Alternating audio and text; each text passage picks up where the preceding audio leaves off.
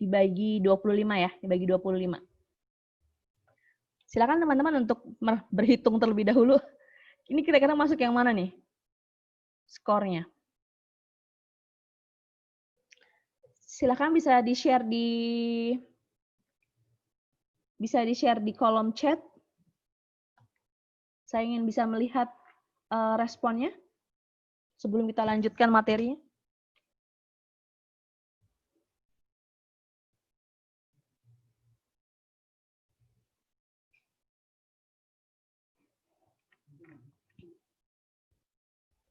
Jadi total skornya dibagi dengan 25 akan mendapatkan satu angka. Nah, tolong mohon bantuannya teman-teman untuk dapat di-share. Oke. Ini kayaknya Dela, ini mahasiswa psikologi nih, kayak alumni nih ya, Del. Dela, oke, 1,5. Oke. Oke, silakan teman-teman yang lainnya. 2,6. Oke, good. Berikutnya.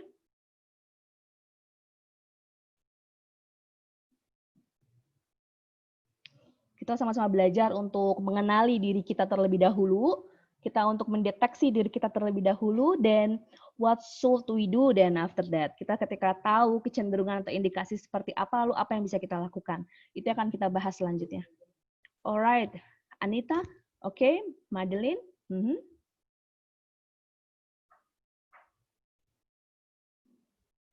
silakan teman-teman yang lain. Oke, 2,7. Angka-angka ini memiliki makna. Ini bukan hanya sekedar angka, tapi angka-angka ini akan berbicara pada kita apa maksudnya, apa interpretasi dari skor ini. Alright, 1,5.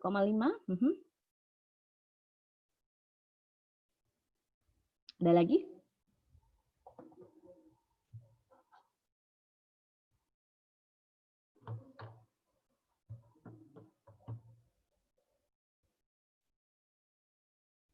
Viva 45 menit itu termasuk sesi tanya jawab atau penyampaian materi aja ya? Penyampaian materi aja, Bu. Alright, oke. Good. Ya, saya tunggu lagi.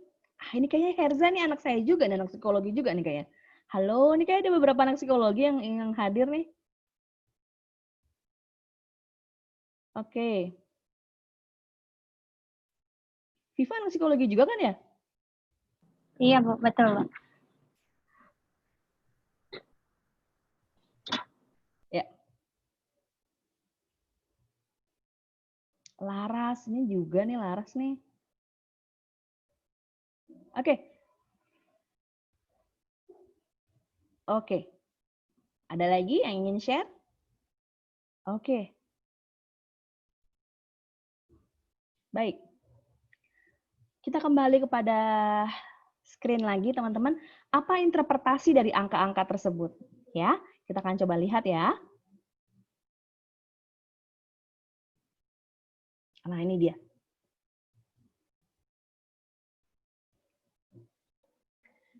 Bagi teman-teman yang skornya lebih besar sama dengan 1,75, diinterpretasikan adanya kecenderungan memiliki distres psikologis dalam dirinya. Oke, jadi yang skornya di atas lebih dari sama dengan 1,75 diindikasikan memiliki kecenderungan distres psikologis.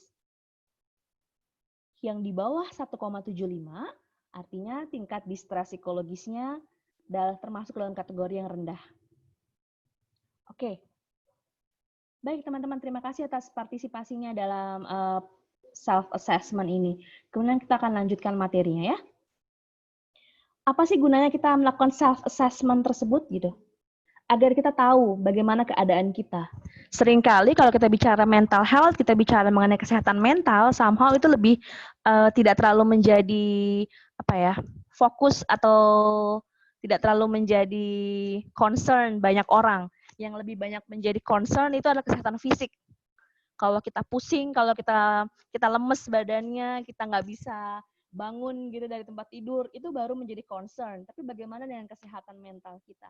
Apa yang teman-teman rasakan? Apa yang teman-teman pikirkan? Apa yang kalian lakukan?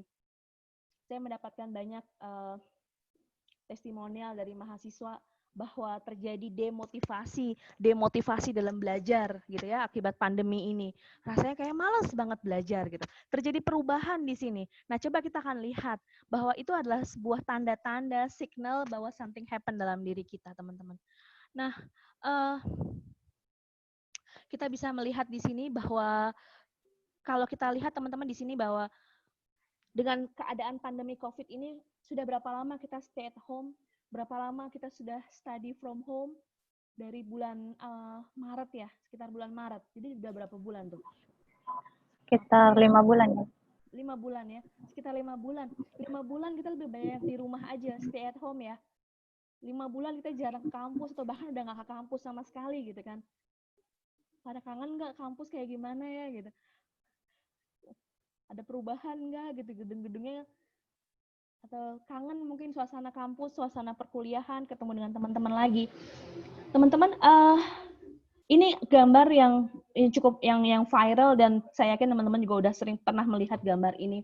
Ini sebagai analogi bahwa tulisannya we are all in the same storm but we are not all in the same boat. Jadi kita semua ada dalam satu badai, dalam satu keadaan pandemi COVID sekarang yang kita hadapi, yang gitu ya, yang kita semua hadapi saat ini bukan hanya di Indonesia tapi juga terjadi di negara-negara lain.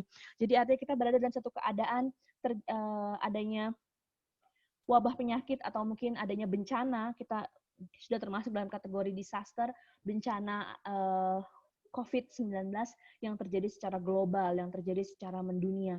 Tapi kemudian sikap, respon, penyikapannya di sini berbeda-beda.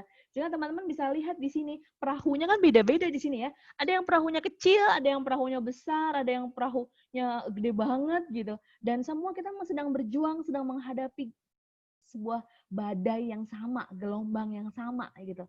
Tapi respon penyikapan yang berbeda-beda. Respon penyikapan yang berbeda-beda, teman-teman. Contoh respon penyikapan yang berbeda-beda itu seperti apa?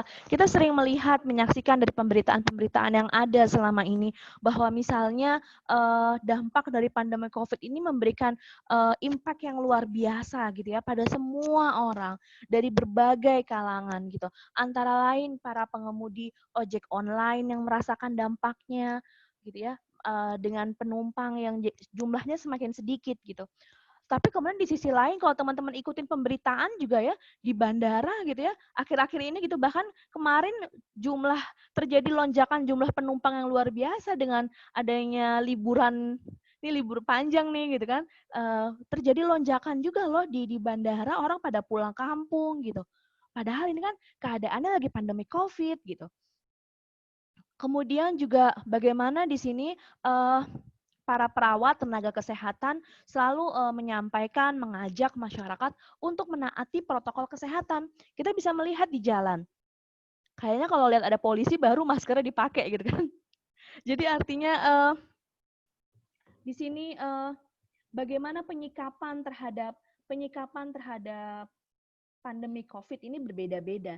Sehingga ini adalah pemaknaan dari analogi tadi. Kita sedang menghadapi storm yang sama, bencana yang sama, gelombang yang sama, tapi penyikapan respon kita berbeda-beda. Ada yang sudah menyadari kita harus mengikuti protokol kesehatan, tapi ada yang tidak. Nah, semua ini pastinya akan mempengaruhi atau memberikan dampak terhadap kesehatan mental kita. Apa yang dimaksud dengan kesehatan mental? Kesehatan mental di sini adalah fungsi kejiwaan yang baik, yang memberikan hasil gitu ya, yang memberikan hasil berupa aktivitas produktif, kata kuncinya adalah produktif. Kita dapat menjalin hubungan dengan orang lain dan suatu kemampuan untuk beradaptasi terhadap perubahan yang dapat mengatasi permasalahan yang ada. Jadi kata kunci dari kesehatan mental itu ini mempengaruhi produktivitas dalam diri kita, gitu ya. Kemudian juga akan mempengaruhi bagaimana cara kita beradaptasi, menjalin hubungan dengan banyak orang lain. Gitu. Itu namanya kesehatan mental. Kalau kita dapat melakukan hal ini, berarti mental kita sehat. Tapi kalau kita mengalami hambatan terhadap hal ini, berarti something happen di sini. Ada permasalahan, ada indikasi permasalahan psikologis yang terjadi dalam diri kita.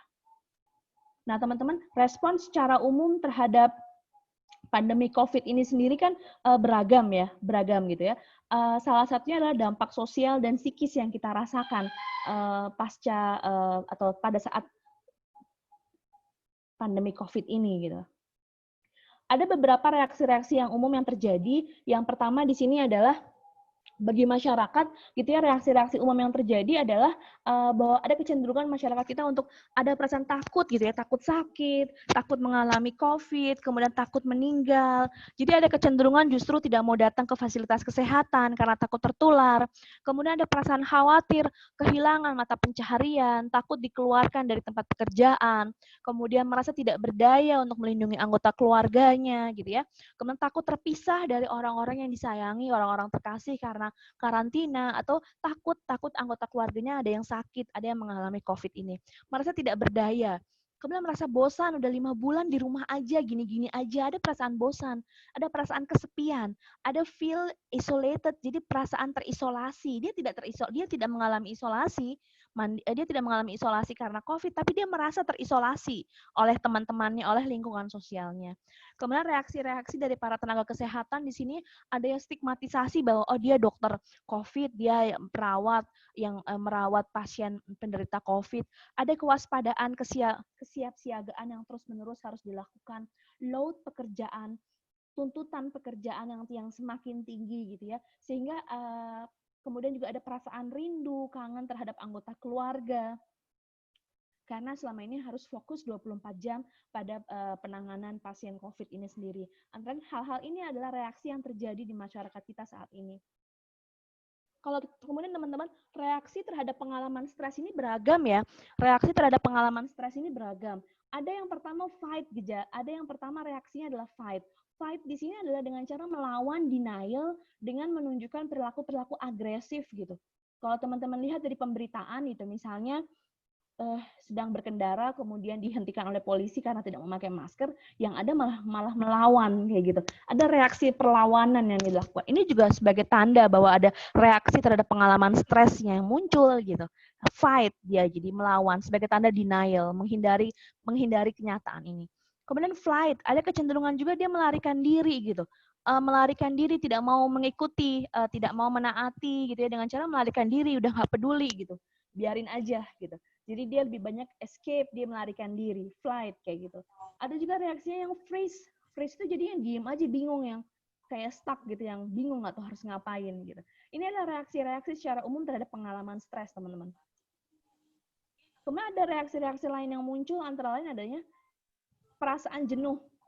Ada perasaan jenuh di rumah gitu kan, kayak kita 5 bulan di rumah aja gitu, kerja dari rumah, belajar dari rumah gitu. Ada perasaan jenuh terhadap aktivitas yang kita lakukan. Kemudian frustrasi, ini kapan sih selesainya, kapan sih COVID berakhir gitu. Dan pertanyaan-pertanyaan itu kemudian yang kita belum tahu jawabannya, dan itu yang membuat kita frustrated, ya nggak sih, feel frustrated, kita bingung nih kapan sih gitu. Kemudian depressed jadinya akhirnya. Jadi muncul perasaan depresi di sini yang karena tadi sedih berkepanjangan gitu ya, sedih berkepanjangan terhadap satu keadaan ini, atau cemas gitu, cemas terhadap masa depan. Gimana ya ke depan ya, gimana kehidupan ke depan itu seperti apa. Jadi sehingga ada kecemasan-kecemasan yang muncul di dalamnya. Nah teman-teman, apa sih yang dimaksud dengan stres itu sendiri? Mungkin kata-kata stres ini sudah familiar ya bagi kita ya, sudah familiar bagi teman-teman. Apa sih itu stres gitu? Stres itu merupakan respon adaptif gitu ya, respon adaptif individu terhadap situasi yang diterima gitu sebagai suatu tantangan, challenge atau ancaman. Jadi sebenarnya stres ini sendiri ada suatu respon adaptif terhadap keadaan kita yang sebagai signal bahwa ada suatu ancaman, satu tantangan, satu keadaan yang membuat tidak nyaman, yang membuat tidak enak, dan dia memberikan signal itu gitu. Stres dapat juga diartikan sebagai tekanan, ketegangan, gangguan yang tidak menyenangkan yang berasal dari luar diri seseorang. Nah, stres itu pasti ada penyebabnya. Stres itu seringkali saya bilang di kelas-kelas saya, di kelas-kelas psikologi, stres itu tidak muncul comes up begitu aja. Tidak tiba-tiba ujuk-ujuk dia muncul turun dari langit gitu. Tapi ada penyebabnya. Nah, penyebabnya itulah yang disebut dengan stresor. Istilah psikologisnya adalah stresor. Stresor itu penyebab stres. Aduh, ini tanggal tua nih, aduh, duitnya mepet nih, aduh, duit jajannya berkurang nih. Nah, jadi stres. Jadi ada penyebabnya. Jadi stres itu ada penyebabnya. Tidak suddenly, tidak muncul gitu aja. Gitu ya, tidak comes up begitu saja, tapi ada penyebabnya. Penyebabnya disebut dengan stresor. Nah, ini yang menarik nih kemudian. Dalam ilmu psikologi, teman-teman, antara fisik dengan psikis itu paralelism istilahnya. Jadi, reaksi stres yang muncul itu tidak selalu muncul dalam bentuk gangguan secara psikologis, tidak selalu muncul dalam gejala-gejala psikologis. Kadang bisa juga munculnya dalam bentuk gejala fisik. Karena antara fisik dengan psikis itu paralelism, saling mempengaruhi. Sehingga teman-teman yang hadir ini mungkin ada yang punya penyakit MAH, ada yang punya penyakit lambung, gitu ya. Kayak kalau lagi banyak pikiran, lagi banyak tugas, asam lambungnya meningkat, MAH-nya jadi sakit. Nah, ada gejala fisik yang dirasakan. Atau ada yang mengalami migrain, atau ada yang mengalami asma misalnya.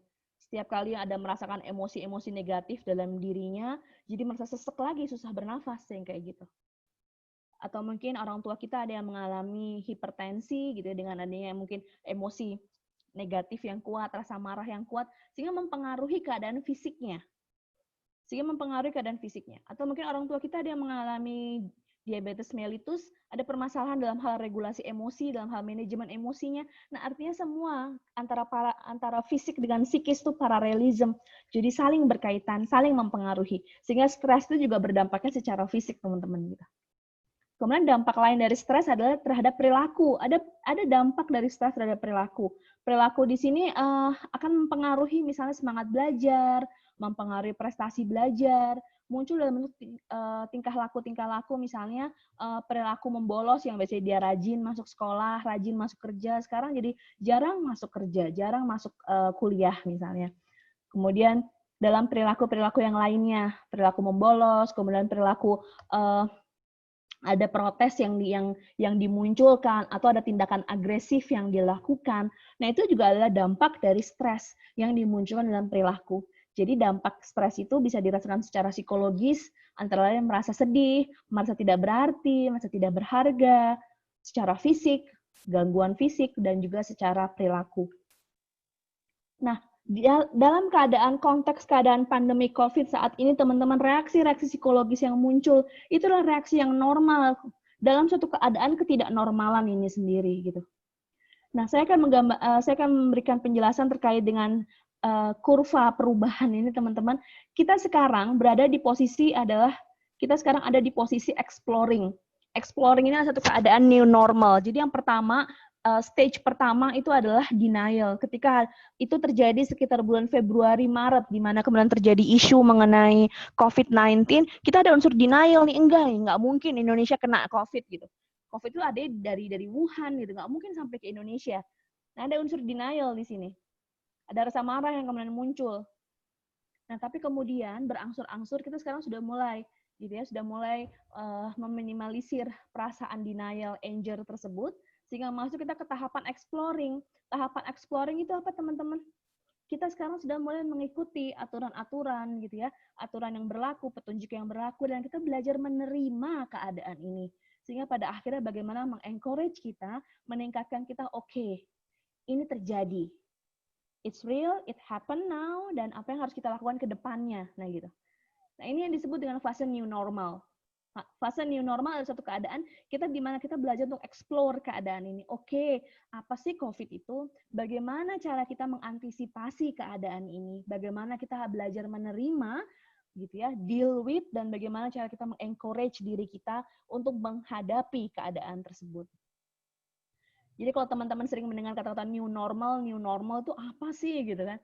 New normal adalah sebuah tatanan keseimbangan psikologi, kesetimbangan ekosistem di mana keberadaan virus COVID-19 itu menjadi bagian dari kehidupan. Artinya, oke, itu ada gitu. Itu existing, itu terjadi gitu. Jadi memang kita menerima hal tersebut, dan kita akan melihat bahwa new normal itu sama dengan perubahan nantinya. Apa yang berubah gitu kita akan lihat berikutnya.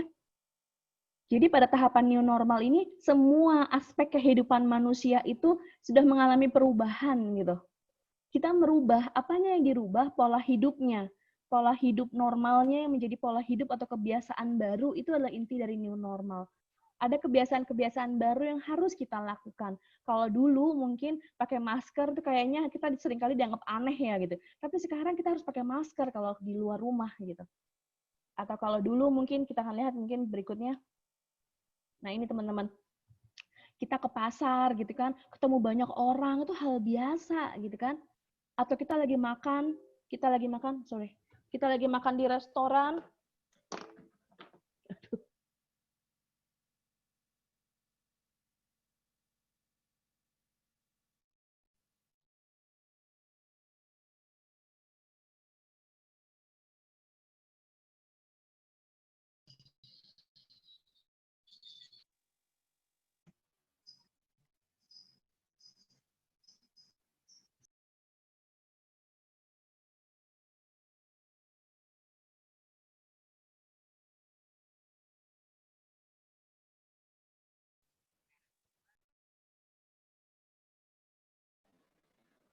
Teman-teman, maaf ya, kayaknya budayanya jangannya dari jelek.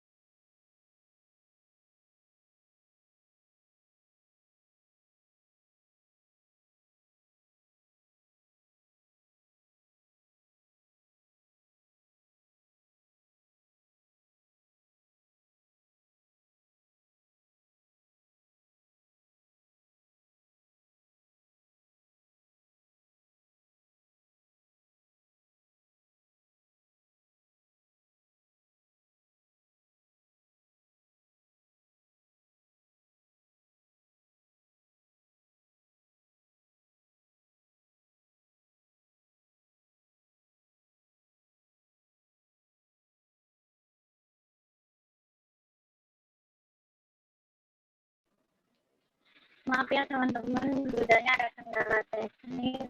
Beliau bakal segera bergabung lagi.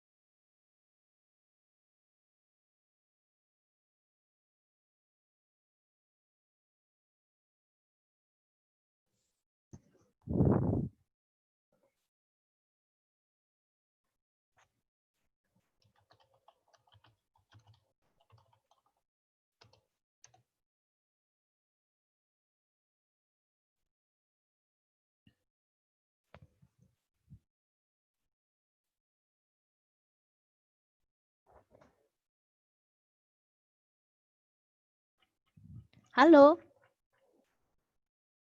Halo Ibu. Iya, sorry ada kendala teknis, Dek. Oke, tadi kita lanjutkan tadi materi sampai di new normal ya. Jadi kembali lagi pada materi new normal, teman-teman. Halo, bisa terdengar suara saya ya, Dek? Halo?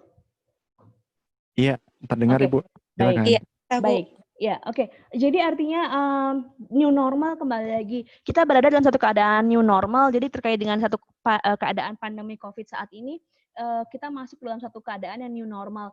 New normal itu adalah satu keadaan di mana kita merubah pola hidup normal kita, gitu ya, yang dulu menjadi pola hidup atau kebiasaan baru.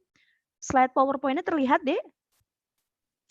terlihat Ibu. Oke, baik. Jadi artinya inti dari new normal ini adalah satu perubahan gitu ya, perubahan pola hidup. Pola hidup yang seperti apa? Seperti ini teman-teman. Kalau dulu kita mungkin ke pasar gitu ya, banyak orang berdesak-desakan, itu adalah hal yang biasa. Tapi kalau sekarang itu kita harus jaga jarak gitu kan. Kita harus jaga jarak, tidak boleh berdekatan dengan kerumunan, dalam kerumunan seperti itu. Kemudian kalau dulu mungkin kita makan gitu kan, kita bisa saling coba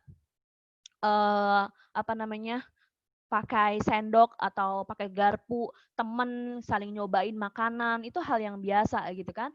Atau mungkin kalau dulu mungkin kita pengen coba minuman dari temen gitu, kita pinjam sedotannya, rasanya kayak gimana sih minumannya, itu hal yang biasa, hal yang wajar. Tapi saat ini kita udah nggak bisa lagi seperti ini gitu. Kita udah nggak bisa lagi seperti itu. Jadi kita udah nggak bisa lagi tinggal atau bareng-bareng di kerumunan orang kayak gitu. Kita harus jaga jarak. kalau kita keluar rumah, melakukan activities di luar rumah, kita harus pakai masker, kita membawa alat makan sendiri, dan lain-lain. Jadi inilah yang disebut dengan new normal, di mana ada perubahan perilaku, ada perubahan pola hidup, kebiasaan, the way yang baru gitu. Intinya adalah itu yang dimaksud dengan new normal. Jadi perubahan dari perilaku menjadi satu hal yang baru. Jadi kalau teman-teman melihat, menyaksikan dan juga merasakan sendiri dalam keadaan sekarang ini dunia berubah gitu. Now everything has changed. Sekarang semuanya berubah gitu. Jadi artinya satu keadaan di mana kita harus bisa belajar untuk memahami keadaan bahwa keadaan tidak lagi sama dan bagaimana beradaptasi dengan perubahan tersebut. Intinya itu. Beradaptasi dengan segala perubahan tersebut gitu ya, beradaptasi dengan segala pengharapan, harapan, ekspektasi dalam diri kita gitu. Karena kenyataannya ini tidak lagi sama gitu. Lalu apa yang harus dilakukan, Bu? Kemudian apa yang harus dilakukan? Yang pertama yang harus dilakukan di sini adalah kita belajar menerima. Kita belajar to accept, menerima keadaan ini. Tidak denial, tidak fight, tidak flight, menerima. Artinya di sini ya udah kita jalani, kita terima gitu ya. Kemudian kita belajar mengungkapkan apa yang kita rasakan, segala kegundahan, segala keresahan, segala kebingungan, bagaimana kita dapat mengungkapkan apa yang kita pikirkan dan apa yang kita rasakan tersebut. Sehingga inilah yang menjadi bagian dari manajemen stres. Manajemen stres di sini adalah kemampuan kita untuk mengelola stres yang timbul dari kehidupan sehari-hari. Jadi manajemen stres itu kemampuan seseorang dalam memanage, mengelola stres yang ada, gitu. Nah, cara-cara manajemen stres itu seperti apa? Apa yang harus kita lakukan? Banyak tips-tips dalam melakukan atau memanage stres. Ada beberapa langkah yang akan saya sampaikan. Di sini yang langkah pertama adalah kita belajar untuk menganalisa masalah, mencari sumber masalah. Seperti tadi yang saya sampaikan, teman-teman, bahwa kalau stres itu pasti ada penyebabnya ya. Stres tadi pasti ada penyebabnya. Coba teman-teman melakukan analisa dalam diri sendiri, mencari sumber masalahnya apa. Jadi melakukan self-talk, komunikasi dengan diri sendiri gitu. Kemudian kedua, menemukan inti masalahnya apa. Ada inti masalah yang mendasar.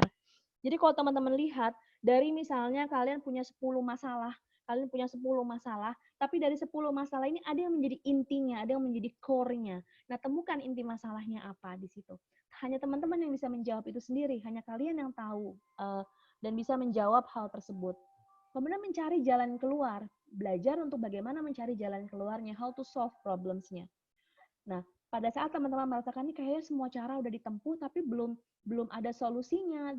Kemudian kayak mungkin itu sebagai tanda bahwa teman-teman dapat meminta bantuan atau dapat berkonsultasi kepada profesional helper, konselor, psikolog di sini untuk tadi bersama-sama gitu ya, untuk menceritakan permasalahan dan bersama-sama menemukan jalan keluarnya. Jadi ini berikut adalah langkah-langkahnya. Antara lain kemudian menata ulang kondisi hidup, ada kondisi yang harus diatur ulang gitu ya. Dan intinya bagaimana keep moving on gitu ya, keep moving on and keep moving up. Kemudian meditatif di sini media artinya belajar untuk bagaimana menenangkan diri, mengajak diri sendiri. Kadang kita juga perlu take a break gitu kan. Kemudian juga memberikan waktu untuk diri kita sendiri. Misalnya dengan melakukan kegiatan-kegiatan yang spiritualitas, kegiatan religiusitas, itu dapat lebih membuat kita menjadi lebih tenang. Dan terakhir adalah melakukan evaluasi diri. Apa yang sebenarnya sudah dilakukan, kemudian apa yang harus dilakukan berikutnya ke depan. Fungsi-fungsi manajemen stres di sini banyak, teman-teman. Antara lain kita dapat belajar untuk mengatur diri kita, belajar untuk menenangkan diri, kemudian belajar untuk membantu mencari jalan keluar, bahwa semua permasalahan pasti ada jalan keluarnya, dan mengajak kita untuk dapat berpikir lebih rasional gitu ya, dapat membuat kita menjadi lebih bijaksana dalam menyikapi semua permasalahan, dan membuat diri kita lebih mature. Jadi semakin banyak masalah yang dihadapi, semakin banyak stresor yang dihadapi, itu adalah upaya untuk mematangkan diri kita. Itu adalah cara untuk menguatkan diri kita, menguatkan mental kita. Ada beberapa faktor-faktor dari hasil penelitian dalam psikologi yang sangat penting, yang sangat akan membantu kita dalam mengatasi stres. Yang pertama adalah dukungan sosial, bagaimana social support dari keluarga, dari AKK, adik, dari teman-teman, dari peer, itu sangat-sangat membantu gitu ya, sangat-sangat membantu untuk melindungi mental, melindungi diri kita menjadi lebih kuat dalam menghadapi stres, dapat melalui stres dengan baik. Kemudian coping, jadi bagaimana cara mengatasi permasalahan. Ketika ada masalah, tidak bukannya lari, tapi bagaimana how to cope, bagaimana mengatasinya dengan baik. Kemudian keteguhan hati kita, hardiness. Jadi hardy personality, menjadi pribadi yang tangguh, pribadi yang kuat gitu kan. Itu menjadi penting. Kemudian di sini adalah kita belajar untuk berpikir secara positif dan kemudian meningkatkan spiritualitas kita. Meyakinkan bahwa ada satu kekuatan transendental yang luar biasa di atas kita yang akan sangat membantu dan sangat menjadi tempat kita untuk menyerahkan diri dan meyakinkan akan adanya kekuatan yang di atas kita yang akan membantu menyelesaikan permasalahan yang dihadapi. Ada ucapan yang menarik dari Viktor Frankl. Frankl adalah salah satu tokoh psikologi di sini, gitu ya.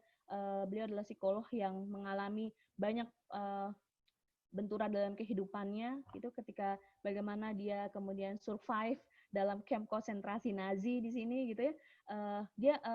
Frankl menyatakan bahwa kekuatan takdir yang menjatuhkan, gitu ya, dan mengancam akan menghancurkan manusia, tetapi juga dapat memuliakan manusia itu sendiri gitu.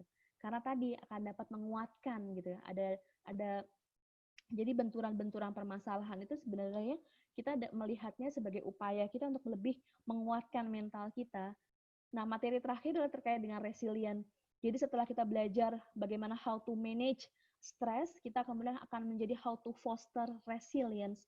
Ada istilah resilience. Resilience itu adalah pribadi tangguh, menjadi pribadi tangguh, menjadi pribadi kuat dalam diri kita gitu ya. Resilient di sini artinya memantul, bounce back. Jadi bounce back dari pengalaman yang sulit gitu. Jadi kita melakukan lompatan yang lebih tinggi dari permasalahan itu, kita melompat lebih tinggi dan kita dapat melalui permasalahan itu dengan baik. Jadi kemampuan untuk bisa melalui masa-masa yang sulit, masa-masa yang tidak mudah dalam kehidupan kita.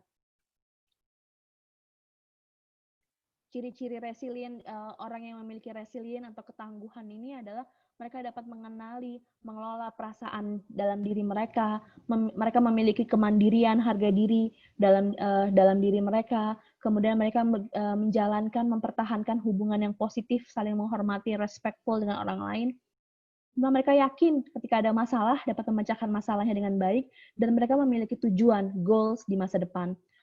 Ada beberapa tips-tips dalam membangun resilience. Ini semua adalah hasil dari penelitian-penelitian yang dilakukan terhadap resiliensi, teman-teman. Yang pertama adalah membuat koneksi. Feel connected. Jadi maka ada salah satu iklan kan, stay connected gitu ya. Ada satu iklan provider seperti itu. Karena koneksi itu menjadi penting. Di tengah keadaan pandemi saat ini, di mana semuanya dilakukan dari rumah, work from home, study from home, tapi teman-teman harus feel connected dengan teman-teman kelas, dengan teman-teman seangkatan. Harus feel connected dengan kampus gitu. Karena ini membuat koneksi, sehingga teman-teman tidak akan merasa sendirian. Yang kedua adalah mencari kesempatan untuk self-discovery. Terus temukan kekuatan dalam diri kalian. Fokus pada kekuatan, bukan pada kelemahan. Apa yang saya mau seperti apa yang menjadi kekuatan saya, apa yang menjadi kelebihan dalam diri saya. Kemudian menerima perubahan sebagai bagian dari kehidupan. Kita menerima bahwa everything has changed now, semua sudah berubah sekarang, ya oke, dan kita siap menghadapi perubahan tersebut. Kemudian menjaga hal-hal dalam perspektif yang positif, jadi melihatnya semua dalam hal yang positif, pemikirannya positif gitu.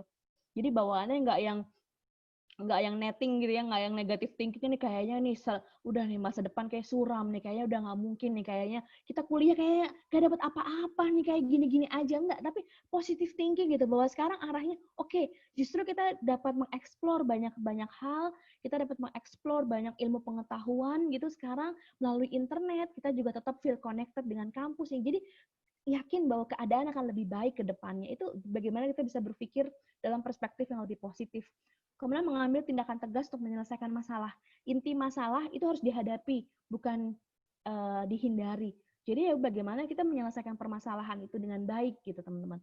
Kemudian bergerak menuju tujuan hidup. Intinya adalah keep moving on, keep moving up dalam hidup. Harus terus bergerak, harus terus melakukan aktivitas, nggak hanya diem aja and do nothing, kita nggak ngapa-ngapain. Tapi harus terus bergerak menuju tujuan hidup.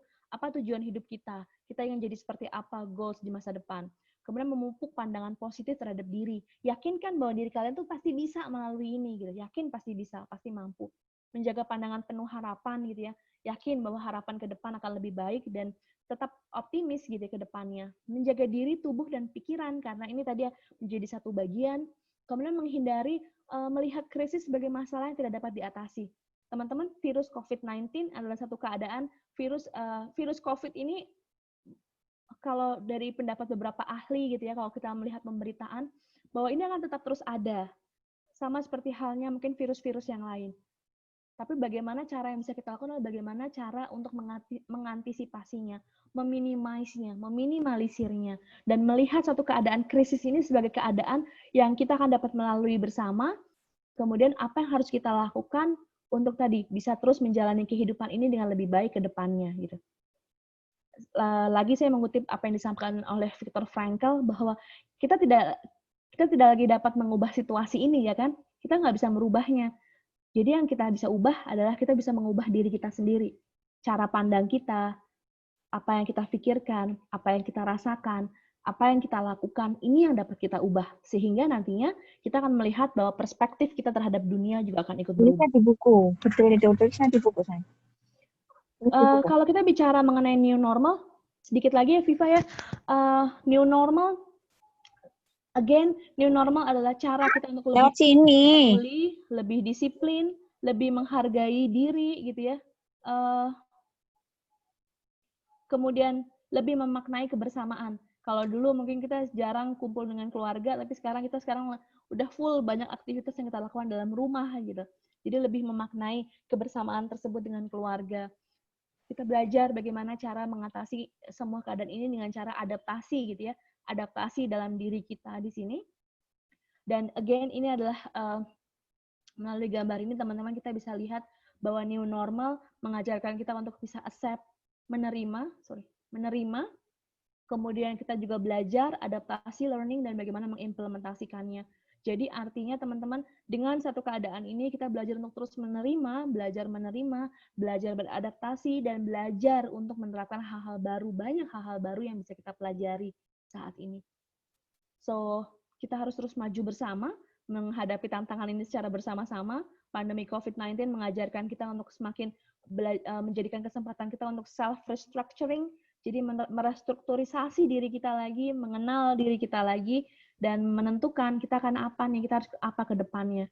Dan kemudian juga pandemi COVID-19 ini mengajarkan kita untuk lebih mengenal diri kita dan bagaimana membangun bagian diri kita yang lebih baru, yang lebih resilient, lebih tangguh gitu. Dan yakin kita bersama-sama dapat melalui keadaan ini dengan lebih baik dan insya Allah ke depannya akan muncul, akan ada harapan yang lebih baik, satu keadaan yang lebih baik ke depannya. Mungkin demikian penyampaian materi saya. Terima kasih banyak teman-teman.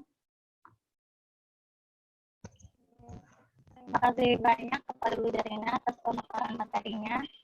Selanjutnya, kita akan memasuki sesi tanya jawab berdasarkan dengan pemaparan materi yang sudah disampaikan.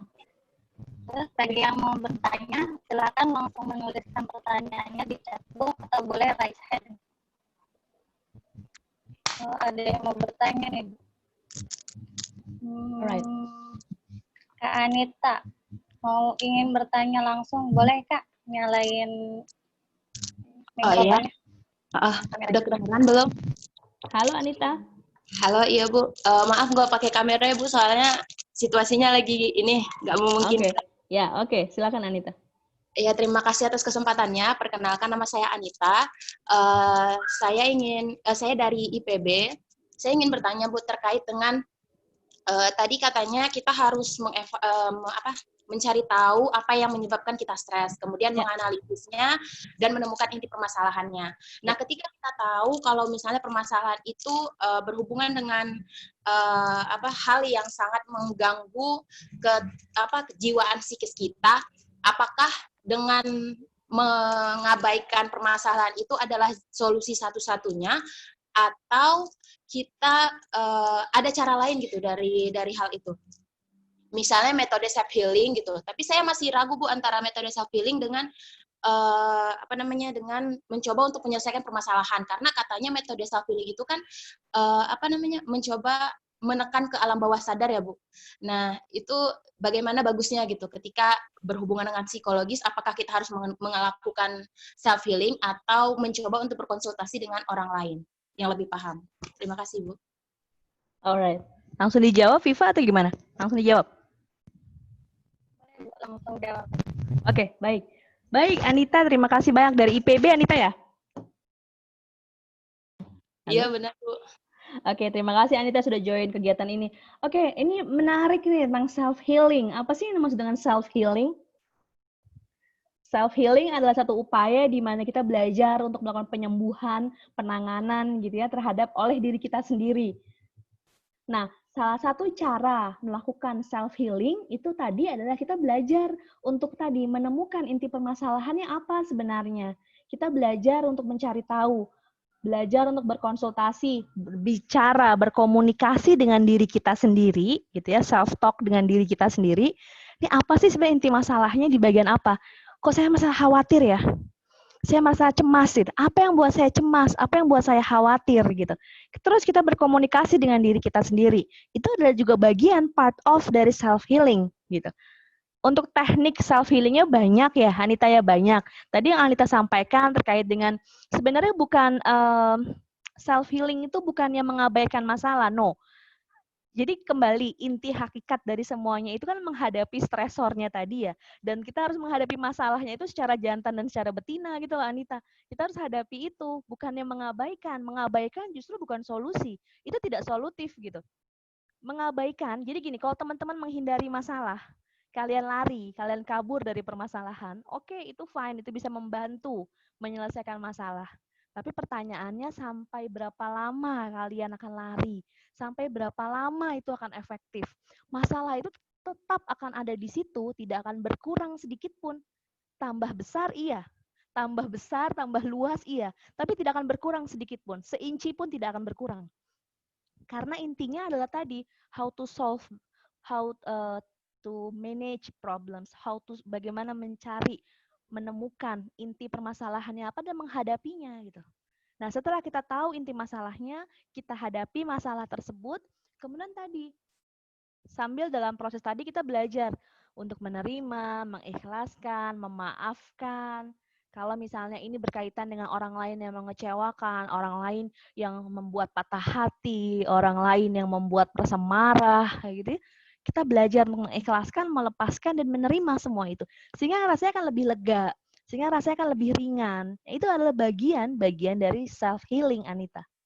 Jadi sebenarnya itu adalah part of bagian, dan kembali lagi intinya bahwa self-healing itu tidak sama dengan mengabaikan. Justru self-healing adalah upaya kita untuk membantu mengatasi permasalahan. Dan kiranya dari semua proses self-healing yang sudah dilakukan, kita masih belum merasa nyaman, kita masih merasa belum tenang, masih merasa bahwa ini masalahnya belum clear nih.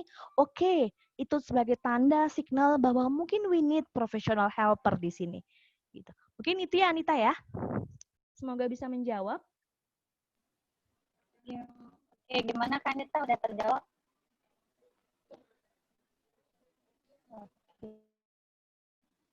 Selanjutnya, Bu, ada pertanyaan. Ada yang mau bertanya langsung ke Yenda Pangesti. Boleh langsung unmic. Oke. Halo Bu Sarina. Apa kabar, Bu? Halo, Ayenda. Panggilannya iya, apa betul, nih? Bu. Oke, mungkin sebelum tanya saya mau ngucapin terima kasih dulu buat Ibu karena sudah berbagi.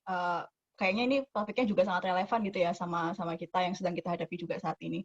Kalau boleh, ini saya mau tanya 2 pertanyaan, Bu. Kalau waktunya nggak cukup, nanti bisa Ibu pilih yang mana gitu ya. Ini sesuai sama kegundahan saya siang hari ini sih. Sebenarnya yang pertama lebih kepada cara releasing stres orang kan beda-beda ya Bu ya. Tadi si Anita juga sempat cerita bahwa ada yang lebih ke self healing gitu, lebih ke reflect ke diri sendiri apa yang sebenarnya sedang terjadi di dalam dirinya sendiri. Nah, kalau misalkan ada orang-orang yang cara releasing stresnya adalah dengan bercerita dengan orang lain. Saran dari Bu Zarina nih, apakah lebih baik kita cerita ke keluarga sama teman terdekat atau lebih baik cerita ke orang asing tapi profesional gitu? Karena mungkin ini saya pikirnya kadang ada kecenderungan untuk dapat judgmental response gitu ya, respon yang judgmental dari orang-orang yang terdekat dalam lingkaran kita sendiri gitu. Mungkin di sini case-nya adalah yang masih di stres ringan ya. Jadi mungkin kalau menurut Bu Zarina, apakah lebih baik cerita ke orang terdekat kita atau justru ke orang asing yang benar-benar nggak tahu kita tapi profesional? Yang kedua, saya tuh penasaran pas waktu Ibu tadi cerita tentang pentingnya kita untuk selalu feel connected dengan orang lain. Justru sebaliknya, Bu. Beberapa hari ini saya merasa sangat cukup dengan connectedness yang ada dengan orang lain karena mungkin kerjaan saya juga sangat intens dengan internet dan orang banyak. Jadi beberapa hari ini malah justru saya kayak AFK gitu, away from keyboard. Jadi HP semua, laptop saya matikan dan saya merasa kayak oke, disconnected itu juga dibutuhkan bagi diri saya dan saya pengen feel connected sama diri saya sendiri kayak gitu. Itu sebetulnya boleh nggak sih kayak gitu atau mungkin self healing saya ini juga mungkin sesuatu yang kurang tepat gitu sih. Itu pertanyaan saya, Bu. Terima kasih. Ayenda yakin 2 pertanyaan aja, nggak 3. Nanti dapat payung kalau 3. Pengen ya sih, Bu, tapi kayaknya habis ini nanti saya di-chat sama adminnya. Nggak boleh banyak-banyak. Oke, kidding ya. Oke, baik Ayenda, pertanyaannya keren banget. Pertanyaan pertama adalah, lupa kan? Pertanyaan pertama tadi apa Ayenda? Kalau misalkan kita releasing stress-nya lebih ke cerita ke orang lain. Oh iya, oke, I got it. Oke, ya gini Ayenda, betul. Cara orang mengatasi stres itu beda-beda. Cara orang mengatasi stres beda-beda. Kalau lagi stres biasanya banyak makan. Biasanya cara saya ngemilnya. Mungkin di sini caranya beda-beda. Ada yang mungkin senangnya jalan-jalan, ada yang senangnya nonton film gitu kan. Atau ada yang perlu waktu dengan dirinya sendiri gitu ya. Take a break for a while gitu. Ada juga yang seperti itu. Tapi ada juga tadi ini, betul. Dengan cara harus cerita nih. Gue harus cari orang dan harus cerita. Apakah itu benar? Apakah itu salah? Again, ini bukan masalah benar atau salah. Karena masing-masing orang punya style-nya sendiri-sendiri. Punya tipikal kekhasan masing-masing dan akan menemukan the way bagaimana cara mengatasi stresnya. Semuanya benar selama cara itu efektif buat masing-masing orang. Gitu. Jadi salah satunya adalah melalui bercerita. Nah, pertanyaannya Ayenda tadi mau ceritanya ke siapa gitu kan? Apakah ke keluarga, ke teman, atau professional helper? Nah, again, it depends on you, Ayenda. Kalau Ayenda merasa lebih nyaman cerita dengan keluarga, ceritalah dengan keluarga. Ada beberapa klien, ada beberapa teman yang merasa lebih nyaman tuh kalau cerita sama temennya. Karena lebih objektif, no judgment gitu kan. Tapi kadang kalau keluarga mungkin lebih banyak dinasehatin, lebih banyak diceramain gitu kan. Artinya beda-beda, ini feelingnya beda-beda. Ada teman lagi yang lain yang dia lebih senang cerita dengan orang tuanya. Merasa lebih nyaman, merasa lebih secure gitu. Beda-beda. Jadi kembali, Ayenda lebih merasa nyamannya ke siapa? Tapi pastikan, saran saya, pastikan kalau mau bercerita dengan dengan keluarga, fine. Bercerita dengan teman, fine. Tapi pastikan cari teman yang benar-benar bisa dipercaya. Teman yang benar-benar selama ini menjadi tempat cerita Ayenda gitu, cerita suka duka, senang susah bareng-bareng gitu. Dan bisa dipercaya orangnya. Trust itu menjadi penting. Karena saya menemukan beberapa klien yang justru ketika dia cerita sama temennya, justru menimbulkan permasalahan berikutnya ketika temennya itu ember gayung gitu kan. Temennya cerita kayak orang-orang lainnya, jadi permasalahannya jadi lebih luas, jadi complicated gitu. Nah, jadi artinya pastikan Ayanda percaya betul dengan orang itu memang teman baik selama ini gitu kan, sahabat banget, kalian sering cerita dan merasa nyaman, nggak apa-apa, silahkan, go ahead untuk itu. Tapi pada saat setelah bercerita, tapi tetap merasakan tidak ada solusi, tidak ada jalan keluar yang didapatkan, nah itu mungkin juga sebagai signal bahwa oke, ini saatnya tadi konsultatif, artinya mungkin kita perlu berkonsultasi kepada orang lain, misalnya melalui konselor atau psikolog gitu. Jadi ada tahap-tahapannya. Pada saat kita sudah melakukan berbagai cara, kita sudah sharing dengan teman, sharing dengan keluarga, tapi kayak no solution, belum efektif, mungkin ini saatnya kita bertemu dengan atau mencari bantuan dari professional helper. Mungkin gitu ya Ayenda ya. Jadi terserah Ayenda mau yang lebih nyaman yang mana, senyamannya Ayenda aja, itu yang pertama. Kemudian tadi yang kedua berkaitan dengan, tadi yang kedua apaan ya? Connectedness, Bu, ya. Oke, ini menarik nih. Somehow kita juga akan merasa disconnected, itu perlu nih. Terutama Saya melakukan juga tuh Ayanda selama liburan kemarin, selama liburan tuh dari Jumat sampai hari ini. Feel disconnected dulu deh dari urusan pekerjaan, dari urusan kampus, pusing kepala gitu kan. Jadi kadang kita juga perlu, nggak apa-apa, nggak masalah. Kadang kita take a break dulu, take a break for a while, disconnected. Tapi ingat, jangan lama-lama. Jangan lama-lama. Karena semua ada waktunya, kita kembali again, kita harus feel connected dengan lingkungan sekitar kita. Dengan keluarga yang paling dekat. Dengan teman. Sehingga kita tidak merasakan kesepian. Kita merasa tidak teralienasi, merasa terasing gitu. Oh, kayaknya sendiri gitu, kayak kita hidup di planet sendiri gitu, kayak nobody gitu. Tapi kita yakin bahwa ada teman kita untuk cerita, ada teman kita untuk berbagi gitu.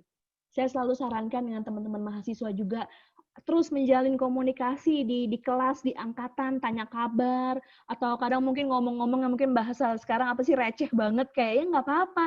Justru tandanya bahwa kita tuh masih ada loh, we exist gitu loh. Kita masih baik-baik aja gitu, karena kita perlu, dan itu benar-benar dapat merilis stres kita loh. Ketemu dengan teman-teman gitu ya, dalam konteks teman-teman dosen, kadang cerita itu cerita yang receh, cerita yang masak apa gitu kan, lagi ngapain gitu kan, atau mungkin abis virtual, jalan-jalan virtual, kayaknya seru banget deh di sini, cerita-cerita nggak penting gitu, tapi itu somehow it's work gitu loh, itu jadi bisa, itu dapat membantu kita untuk merilis tension, merilis emosi negatif yang kita rasakan, merilis stres kita gitu. Jadi somehow kita perlu itu, iya, untuk kadang kita perlu waktu untuk diri kita sendiri gitu kan, take a break, disconnected, tapi jangan lama-lama Ayanda gitu. At least Senin udah kembali beraktivitas lagi kan ya, saatnya lagi feel connected again gitu. Mungkin itu ya Ayanda ya. Terima kasih banyak Besar ya. Yes, oke. Selanjutnya ada pertanyaan dari Kak Silvianitami nih, Bu.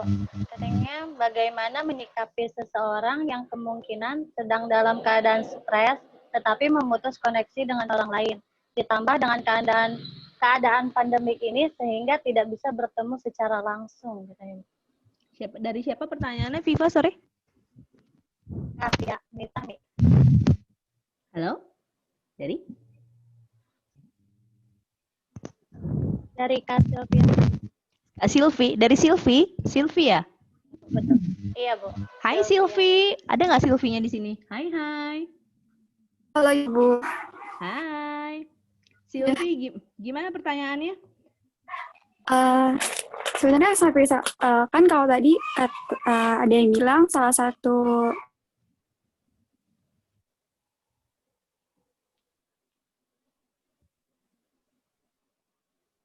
Silvi. Hola. Silvinya hilang.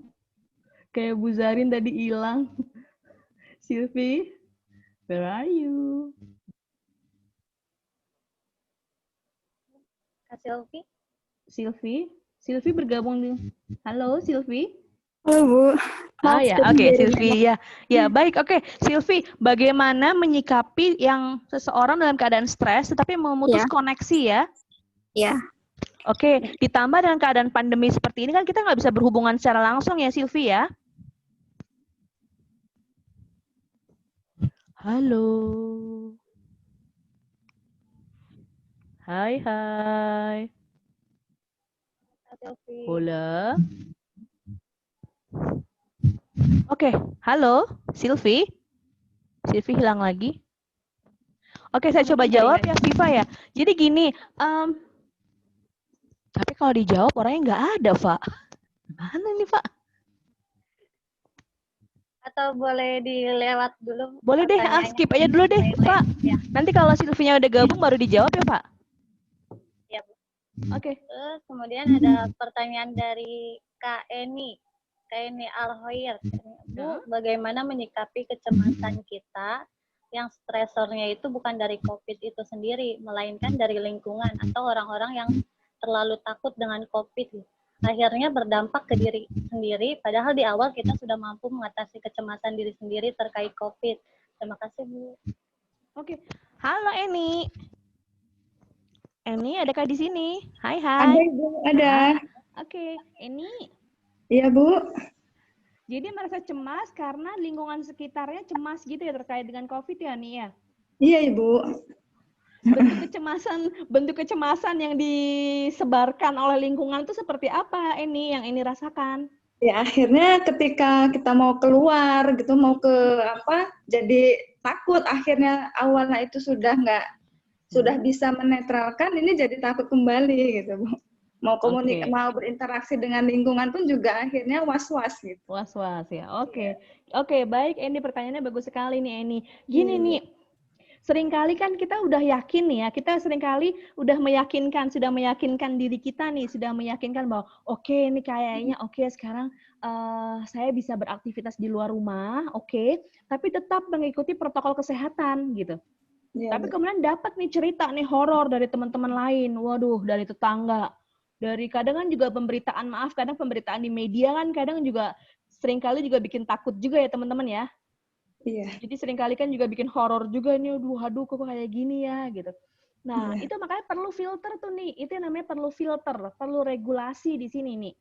Jadi dari sekarang Eni kita belajar, Eni dan kita semua gitu ya, include me, kita semua belajar memfilter informasi nih. Memfilter informasi, memfilter orang-orang. Jangan lagi kita jadi gitu ya, artinya berhadapan dengan orang-orang yang membawa energi negatif, orang-orang yang hanya menyebarkan kecemasan. Mencoba untuk meminimais dengan hal-hal tersebut. Jadi ketika mendapatkan informasi, kita harus coba dulu cek-recek dulu gitu. Cek-recek informasi itu bagian dari bagaimana mengatasi permasalahan. Problem focus coping juga kok. Katanya ini apa misalnya gini. Saya dapat informasi misalnya di pasar dekat rumah ada yang kena COVID misalnya. Jangan beli makanan di pasar, kan jadi takut, orang-orang kampung pada takut gitu kan. Wah, bener nggak ya? Terus belanjanya di mana gitu. Nah, kita harus cek-recek dulu nih kebenarannya. Kan sekarang kita bisa akses informasi kan dari internet kan ya. Kita bisa melihat posisi misalnya di wilayah itu apakah dia termasuk zona merah atau hijau gitu kan. Kita bisa cek kan nih. Jadi untuk memastikan gitu bahwa oh ternyata memang benar di wilayah ini udah sudah merah. Jadi kita lebih berhati-hati gitu loh nih. Jadi maksudnya poinnya adalah coba untuk difilter dulu informasi-informasinya. Jadi dengan upaya-upaya yang tadi kita lakukan, yang kita ikhtiarkan tadi, kita tidak langsung menyerap semua energi negatif dan kecemasan itu secara penuh gitu loh nih. Oh ya Ibu. Tapi bisa kita regulasi sehingga kita bisa lebih meyakinkan dalam diri kita, oh enggak kok gitu. Ternyata itu beritanya cuma hoax gitu. Ternyata ceritanya itu nggak benar gitu. Bahwa oke nggak apa-apa kok kita sekarang boleh beraktivitas di luar rumah, tapi memang tidak bisa lama gitu ya, tidak bisa selama dulu. Tapi tetap misalnya keluar kita mengikuti protokol kesehatan, menggunakan masker, jaga jarak, dan lain-lain. Membawa alat makan sendiri, misalnya kalau harus bekerja di kantor, dan lain-lain. Seperti itu ini. Jadi memang perlu ada upaya dalam diri kita memang untuk mengatasi kecemasan itu gitu. We have to do something. Jadi tidak langsung kita, oke, ada cerita, oh gitu ya. Wah, jadi tambah panik kita. Kalau udah panik, udah cemas, wah nih jadinya pengaruh ke semuanya kan ini ya. Iya Ibu. Dampaknya jadi kemana-mana tuh gitu kan. Mungkin gitu ya ini ya. Jadi coba untuk kita lakukan upaya dulu, penanganan masalahnya kita hadapi dulu. Dengan upaya-upaya yang bisa kita lakukan, kita ikhtiarkan, mencari informasi yang tepat, yang benar, sehingga kita bisa mendapatkan informasinya secara berimbang. Insya Allah jadi akan dapat menghindari dari kecemasan tadi. Demikian ini. Iya Ibu, terima kasih Bu. Ya. Terima kasih Kak Eni. Iya, sama-sama. Selanjutnya ada pertanyaan dari Kak Asandi Novia. Bilangnya, saya ingin bertanya, saat pandemi seperti ini, saya ingin lebih concern terhadap diri saya, seperti self-acceptance dan self-love. Biasanya yang saya lakuin mendengarkan afirmasi positif setiap pagi.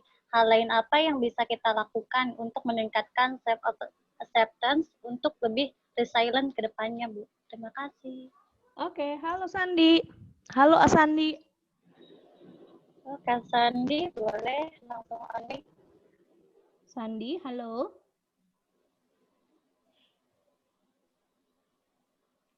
Mic-nya lagi nggak bisa katanya, Bu. Oh, mic-nya lagi nggak bisa. Oh ya, oke. Oke, Sandi ini bagus banget nih Sandi nih. Upaya yang dilakukan oleh Sandi adalah Dengan cara mendengarkan afirmasi positif ya. Mendengarkan afirmasi positif setiap pagi tuh bagus banget tuh, Sandi. Jadi memang salah satu cara untuk melakukan self acceptance, menerima diri sendiri gitu ya, menjadi pribadi tangguh, pribadi kuat, pribadi resilient gitu ya, dengan cara memberikan afirmasi positif terhadap diri sendiri. Nah, saran saya, Sandi, setelah Sandi mendengarkan afirmasi positif terus setiap hari ya, selain didengarkan, coba untuk disampaikan bahwa oke, saya bisa melakukan ini, saya mampu menghadapinya. Setelah disampaikan, setelah diucapkan, kita lakukan. Inti dari self-acceptance, inti dari pribadi resilience itu adalah doing something, doing in action. Jadi kita nggak cukup bilang, oke, saya kuat, saya mampu gitu, tapi kita diem aja di rumah. Kita nggak ngapa-ngapain, kita menghindar dari masalah, nggak gitu. Jadi kita sampaikan, kita ubah pola pikir kita yakinkan dalam diri kita, dan ada action-nya gitu. Contoh action-nya seperti apa? Misalnya, ketika misalnya,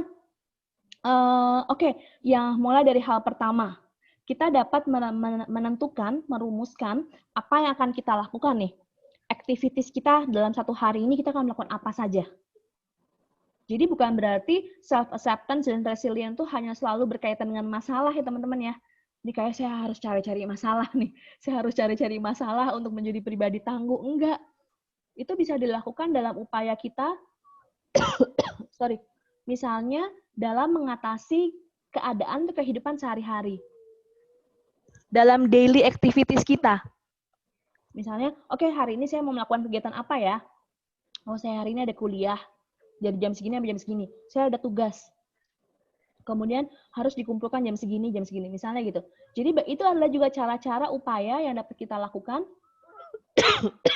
untuk tadi berkaitan dengan self-acceptance dan juga bagaimana menjadi pribadi resilient. Tadi Sandi, Kak, saya sudah sampaikan beberapa tips-tips bagaimana cara juga meningkatkan atau menjadi pribadi resilient ya. Tadi kalau masih ingat ada 10 tips ya. Ada 10 tips yang dibagikan. Antara lain menjadi pribadi resilient, self-acceptance tadi adalah feel connected. Tadi kita terus bahasa sehari-harinya menjalin silaturahmi, komunikasi kita dengan keluarga pastinya, dengan teman-teman, dengan peer group, dengan dosen, dengan kampus, itu feel connected. Yang kedua adalah terus menjaga, memupuk terus untuk terus berpikir positif, berpikiran yang positif, berpikiran yang baik-baik. Maka yang baik-baik, energi positif itu yang akan kembali ke diri kita. Kemudian yang ketiga, self-discovery, menemukan apa nih ya kekuatan dalam diri Sandi ini apa ya gitu. Kelebihan, kalau saya selain kelebihan berat badan, jadi artinya di sini apa nih? Saya ini senang dengan kegiatan-kegiatan volontarian misalnya gitu. Saya akan coba join deh kegiatan volontarian apa misalnya gitu. Sekarang kesempatan kita untuk join ikut kegiatan kan sekarang udah terbuka luas banget ya Sandi ya teman-teman semua ya. Secara online, kalau dulu kita mau ikut seminar, mau ikut apa kayaknya harus bayar lah, susah, kita harus datang ke daerah mana, ke tempatnya di mana. Sekarang semuanya by online. Atau misalnya kalian tertarik dengan bidang apa misalnya gitu. Digeluti bidang tersebut gitu. Sekarang akses untuk mendapatkan informasi berkaitan dengan pengembangan diri, pengembangan organisasi kan sangat terbuka luas. Itu adalah salah satu dari upaya-upaya yang dapat dilakukan untuk semakin lebih mengenal siapa sih diri Sandi gitu. Apa sih kekuatan dalam dirimu gitu, apa strength-nya gitu. Dan menjadikan diri Sandi nanti akan lebih resilient, lebih kuat, lebih tangguh. Mungkin seperti itu ya, Sandi ya. Semoga terjawab ya, Kak Sandi. Iya, hopefully. Selanjutnya ada pertanyaan dari Kak Meilan dari Undip. Apakah self-assessment yang 24 pertanyaan tadi di awal bisa berubah-ubah terkait kondisi dan bagaimana jika skor kita tadi lebih besar dari 1,75? Apa sih Bu yang harus kita lakukan? Oke, dari Melan ya. Hai Melan. Melan ada di sini? Melan bergabung di link Zoom kah? Hai, Ya, hai. hai Bu. Hai Mei. Hai. Akhirnya Iya, bulan Bu. Mei ya? Iya. Oke, Melan. Oke, salam kenal ya Melan dari Undip ya Melan. Iya, salam kenal ya Bu. Materinya bagus banget. Oke, Melan dari psikologi Undip atau dari fakultas apa? Iya, dari psikologi Undip, Bu. Oke. Saya banyak kenal dengan banyak kolega-kolega juga di Undip. Oke, Melan, pertanyaannya gini. Tadi 25 item itu adalah saya ambil dari assessment HSCL, kalau pernah dengar, Hopkins Symptom Checklist. Jadi satu alat ukur yang valid, reliable gitu ya, untuk mengukur kecenderungan dari distress psikologis. Ini yang saya ambil yang versi short-nya, short items 25. Ada juga yang versi panjangnya, tapi kalau kebanyakan itemnya nanti kadang dalam pengisiannya juga akan mempengaruhi kan Melan ya. Jadi saya ambil yang versi short versionnya aja. Jadi saya ambil yang hanya 25 item HSCL. Nanti Melan bisa cek lebih lanjut terkait dengan alat ukur tersebut. Nah, alat ukur ini adalah untuk melihat kecenderungan dari distress psikologis. Jadi melihat kecenderungan seseorang mengalami distress psikologis. Nah, apakah bisa berubah-ubah? Jawabannya iya. Makanya dalam instruksi yang digunakan adalah yang dirasakan, hal ini berkaitan dengan pengalaman yang dirasakan atau yang terjadi at least selama 1 sampai 2 minggu. Bahkan ada juga dalam beberapa penelitian yang menuliskan pengalaman yang dirasakan dalam 1 bulan terakhir, kayak gitu. Karena kan seperti yang kita tahu ya Melan ya, bahwa stresor, itu salah satunya kan juga faktor situasional ya, kondisi, konteksnya. Jadi artinya keadaan yang terjadi saat ini, gitu ya, minggu ini, belum tentu sama dengan minggu depan, belum tentu sama dengan bulan depan gitu kan. Sehingga ada durasi, ada waktu yang ditentukan di situ. Sebenarnya tujuan dari alat ukur ini adalah untuk mendeteksi, self-assessment ini kan untuk mendeteksi kecenderungan ya. Kecenderungan apakah seseorang mengalami distress psikologis dalam kategori yang cenderung tinggi atau rendah. Ketika kita tadi mengetahui misalnya dengan skor yang lebih dari 1,75 sehingga diinterpretasikan cenderung tinggi, then we know what supposed we do, what should we do gitu. Jadi kayak deteksi signal buat kita bahwa oke, berarti saya harus melakukan sesuatu nih gitu. Ada something happen, ada something problem mungkin dalam diri saya yang mengindikasikan adanya kecenderungan distress psikologis dan saya harus melakukan sesuatu terhadap diri saya untuk mengatasi keadaan tersebut. Gitu. Jadi untuk lebih menggugah self-awareness ya Melan ya, kita belajar ilmu psikologi atau mungkin bagi teman-teman yang lainnya di sini dengan materi ini sebenarnya untuk menggugah awareness dalam diri kita gitu. Apakah ada indikasi gejala-gejala stres tersebut dalam diri kita? Kalau memang ada, oke, jangan khawatir dan kita terus kemudian kita tahu apa yang harus kita lakukan. Seperti tadi materi yang saya sampaikan misalnya ada langkah-langkah manajemen stres yang dapat dilakukan. Dari berbagai cara tersebut, misalnya, kalau belum efektif, kita konsultasikan pada professional helper. Mungkin demikian ya Melan ya. Jadi intinya kita belajar di sini kan untuk lebih mendeteksi ya. Dan again teman-teman semua, inti masalahnya sebenarnya bukan pada stresnya ya. Stres, masalah itu nggak bisa kita hindari teman-teman. Jadi kayak misalnya saya pernah baca satu buku, di situ menarik, di situ tertulis bahwa kita tidak dalam doa-doa yang kita sampaikan gitu ya. Jadi sebenarnya bukannya kita mengharapkan satu kehidupan yang enak, kehidupan yang indah, kehidupan yang semuanya dimudahkan, dilancarkan, bukan itu. Karena yang namanya intinya masalah itu pasti terjadi dalam kehidupan kita ya kan. Dari skala yang kecil sampai dengan skala yang tinggi. Tapi itu semua depends on diri kita kembali gitu. Bagaimana cara kita manage.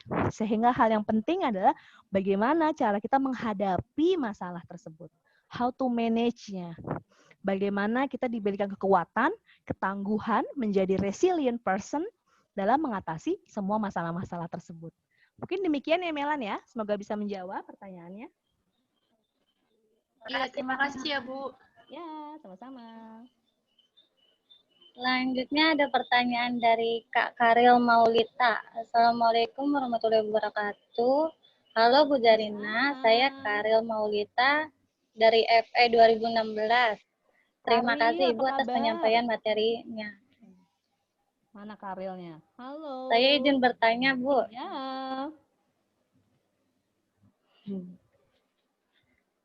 Yang pertanyaannya, yang mana kita tahu, yang mana kita tahu masa pandemi ini berdampak pada psikologis mahasiswa. Salah satunya kecemasan fresh graduate yang cemas terhadap peluang pekerjaan. Bagaimana cara mengatasi kecemasan dan rasa kekhawatiran dalam diri, yang mana rasa itu sering mengganggu pikiran kita, Bu? Oke. Hai Karil, mana Karil? Hai, Ibu. Hai. Kita bersua kembali. Ya, alhamdulillah, Ibu. Karil, gimana? Apa yang terjadi? What happened? Adanya kecemasan sebagai fresh graduate. Iya, Bu. Oke. Cemas akan mendapat Karil, apa yang dikhawatirkan? Apa yang terjadi? Apa yang difikirkan? Apa yang dirasakan oleh Karil? Boleh share? yang dirasakan itu kan fresh graduate di angkatan 2020 ini beda dari yang angkatan-angkatan sebelumnya, yang mana sekarang ini banyak perampingan di dunia kerja sendiri, Bu. Ada. Salah satunya berdampak pada PHK dan segala macam. Otomatis banyak perusahaan-perusahaan yang akhirnya melakukan perampingan terhadap tenaga kerja. Nah, berita-berita itu kan sering muncul, Bu, di berita-berita nasional dan lain-lain. Nah, itu kan secara nggak langsung mempengaruhi kita sebagai psikologis mahasiswa, apalagi saya sebagai fresh graduate angkatan 2020, Bu. Nah, yang mau saya tanyakan, bagaimana sih, Bu, mengatasi kecemasan-kecemasan itu yang sering kali itu muncul di pikiran-pikiran kita, yang mana itu sangat mengganggu, Bu. Oke, alright, bagus sekali. Saya boleh tanya di sini, teman-teman, di sini ada yang fresh graduate juga, mungkin yang baru selesai atau baru menyelesaikan ujian skripsi dalam persiapan yudisium, persiapan untuk wisuda. Di sini ada? Selain Karil? Ada teman-teman lain mungkin yang merasakan hal yang sama? Boleh raise hand di akun Zoom-nya. Hai Herza. Oke. Baik. Oke, ini menarik nih teman-teman. Ini berkaitan dengan kecemasan fresh graduate gitu ya. Saya dapat merasakan sekali. Artinya satu keadaan ini menjadi satu keadaan yang tidak mudah teman-teman lalui, tidak mudah teman-teman hadapi dengan keadaan saat ini gitu ya. Di tengah pemberitaan gitu ya, kita melihat dari pemberitaan di media bahwa banyak terjadi PHK gitu ya teman-teman ya, banyak terjadi PHK, pengurangan jumlah pegawai, kemudian bagaimana cara mereka melakukan meminimalisir gitu ya, meminimalisir dari jumlah karyawan, merestrukturisasi organisasinya dan lain-lain, pemberitaan atau banyak juga yang mengalami reses sehingga harus menutup usaha-usaha mereka. Informasi-informasi ini kemudian akan berdampak gitu ya, akan berdampak secara psikologis ketika kita melihatnya, muncul kekhawatiran, ya Allah ini gimana, ini baru mau lulus, ini gimana ke depannya gitu kan, kerja di mana, terus nanti gimana kelangsungan selanjutnya dan lain-lain gitu. Sehingga itu kemudian menimbulkan kecemasan ya, yang seperti tadi yang disampaikan oleh Karil maupun teman-teman yang fresh graduate yang akan menyelesaikan atau yang akan menghadapi wisuda, segera menghadapi wisuda di tahun ini. Oke, gini teman-teman, kembali lagi bahwa kita tidak dapat merubah situasi ini gitu kan ya. Seperti tadi yang disampaikan oleh Frankel, ini satu keadaan yang tidak terelakkan yang terjadi, bukan hanya terjadi di Indonesia, tapi juga terjadi secara global. Satu keadaan yang terjadi secara global. Kita tidak dapat merubah situasi ini. Kita tidak memiliki kemampuan untuk merubah situasi ini. Lalu apa yang paling possible kita lakukan? Yang paling possible kita lakukan adalah bagaimana kita melakukan self-restructuring, merestrukturisasi diri kita, mengatur diri kita, dan melakukan upaya-upaya yang dapat mengubah diri kita sendiri gitu. Caranya seperti apa, Bu? Kita tahu bahwa sekarang keadaannya berubah. Keadaannya tidak lagi sama. Sekarang semua arahnya berkaitan dengan kemampuan digital, ya kan? Semua berkaitan dengan kemampuan digital. Semua berkaitan dengan kemampuan pemanfaatan IT misalnya. Sehingga kita dapat mempersiapkan diri kita, dapat mulai mempersiapkan bekal-bekal yang kita perlukan, skill, knowledge yang kita perlukan untuk menghadapi hal tersebut. dapat meningkatkan skill, keterampilan kita, dan melalui apa misalnya, melalui pelatihan, atau melalui kegiatan seminar misalnya, sehingga yang tujuannya adalah untuk lebih dapat memperkaya pengetahuan maupun pengalaman kita. Itu yang dapat dilakukan, itu yang paling possible dilakukan. Jadi, cara untuk mengatasi kecemasan itu bukan fokus pada masalahnya, tapi fokuslah pada apa solusi dari permasalahan tersebut. Dengan kita melakukan activities, upaya-upaya yang dilakukan untuk mengatasi masalahnya, nanti teman-teman akan dapat merasakan gejala kecemasannya itu akan berkurang sedikit demi sedikit gitu. Tapi kalau kalian fokus pada masalahnya, oh iya ya gimana ya, aduh gimana ya, wah tambah cemas itu. Tapi kalau kalian fokus pada activities-nya, tadi dengan kata kunci terus bergerak, oke, keadaannya kayak gini nih. Berarti saya harus memperkaya ilmu saya. Gak cukup hanya dengan gelar SE, gak cukup hanya dengan gelar SPSI, tidak cukup hanya dengan gelar SPD saya, tapi saya harus menjadi lulusan yang punya nilai jual lebih. Sehingga bargaining position saya akan menjadi lebih tinggi. How the way? Gimana caranya? Gitu. Berarti saya harus mulai nih cari banyak ilmu, cari banyak pengetahuan, cari banyak pengalaman saya untuk memperkaya pengalaman. Sehingga ketika saya apply pekerjaan, saya akan memiliki nilai lebih dibandingkan dengan para kandidat pelamar kerja yang lainnya. Gitu. Kalau kalian fokus pada activities itu, kecemasannya akan berkurang. Tapi kalau kalian do nothing, you did nothing, diem aja meratapi nasib, ya ini keadaan udah kayak gini, atau lagi ke depan gimana, dan semua tampak suram, madesu, masa depan kayaknya suram, wah udah, kecemasannya akan terus semakin menggerogoti pemikiran, perasaannya, jadi terus kemudian jadi stuck. You did nothing, nggak ngapa-ngapain, diem aja, udah semakin gitu. Jadi intinya itu. Kalau kalian fokus pada apa yang bisa kalian lakukan, apa yang bisa kalian upayakan, kecemasannya akan berkurang. Saran saya untuk Karil dan teman-teman fresh graduate yang lain, coba pelajari deh. Banyak artikel-artikel menarik gitu ya di internet yang kalian bisa search bahwa ada profesi-profesi atau mungkin bidang-bidang, bukan profesi, bidang-bidang yang paling dibutuhkan atau yang paling diperlukan saat ini di tengah keadaan pandemi COVID ini, yang arahnya pada digitalisasi, yang arahnya lebih pada pemanfaatan IT dalam berbagai konteks keilmuan, dalam bidang ekonomi kah, dalam bidang pendidikan kah, dalam bidang psikologi, dalam bidang-bidang yang lainnya. Karena tools yang dipakai, metode yang dipakai, model yang dipakai sekarang berbeda. Nah, manfaatkan peluang tersebut, kesempatan tersebut, sehingga ketika kalian apply pekerjaan nantinya, kalian akan menjadi kandidat yang memiliki nilai jual lebih tinggi. Gitu. Mungkin bisa dicoba ya untuk Karil dan teman-teman lainnya ya. Jadi nggak usah khawatir, nggak usah cemas. You have to do something, yes, dan keep moving on, keep moving up. Nanti insya Allah kecemasannya akan berkurang. Demikian ya. Terima kasih Ibu atas jawabannya. Ya, good luck Karil dan teman-teman semua fresh graduate.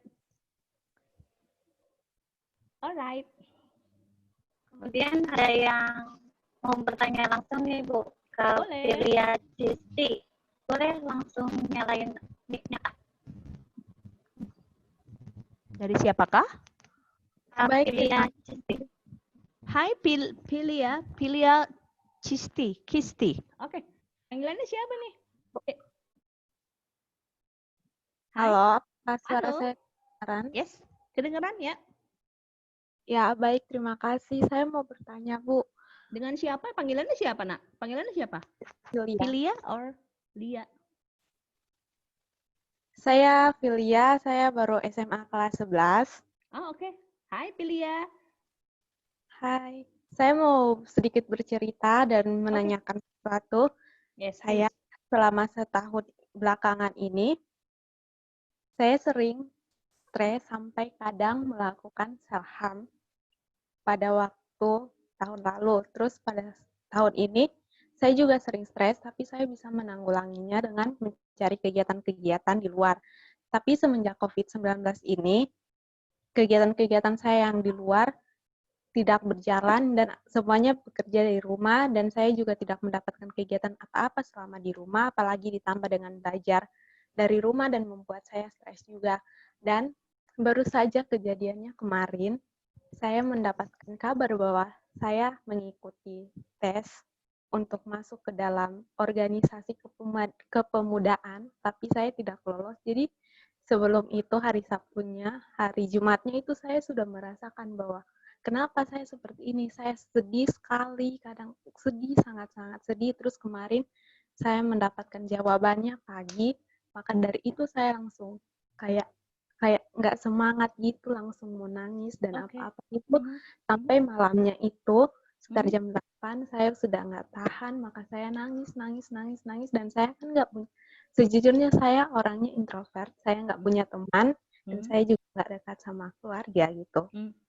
Dan saya nangis, terus saya punya teman satu dari luar, jadi saya cerita sama dia, tapi karena nggak bisa teleponan secara langsung, saya cuma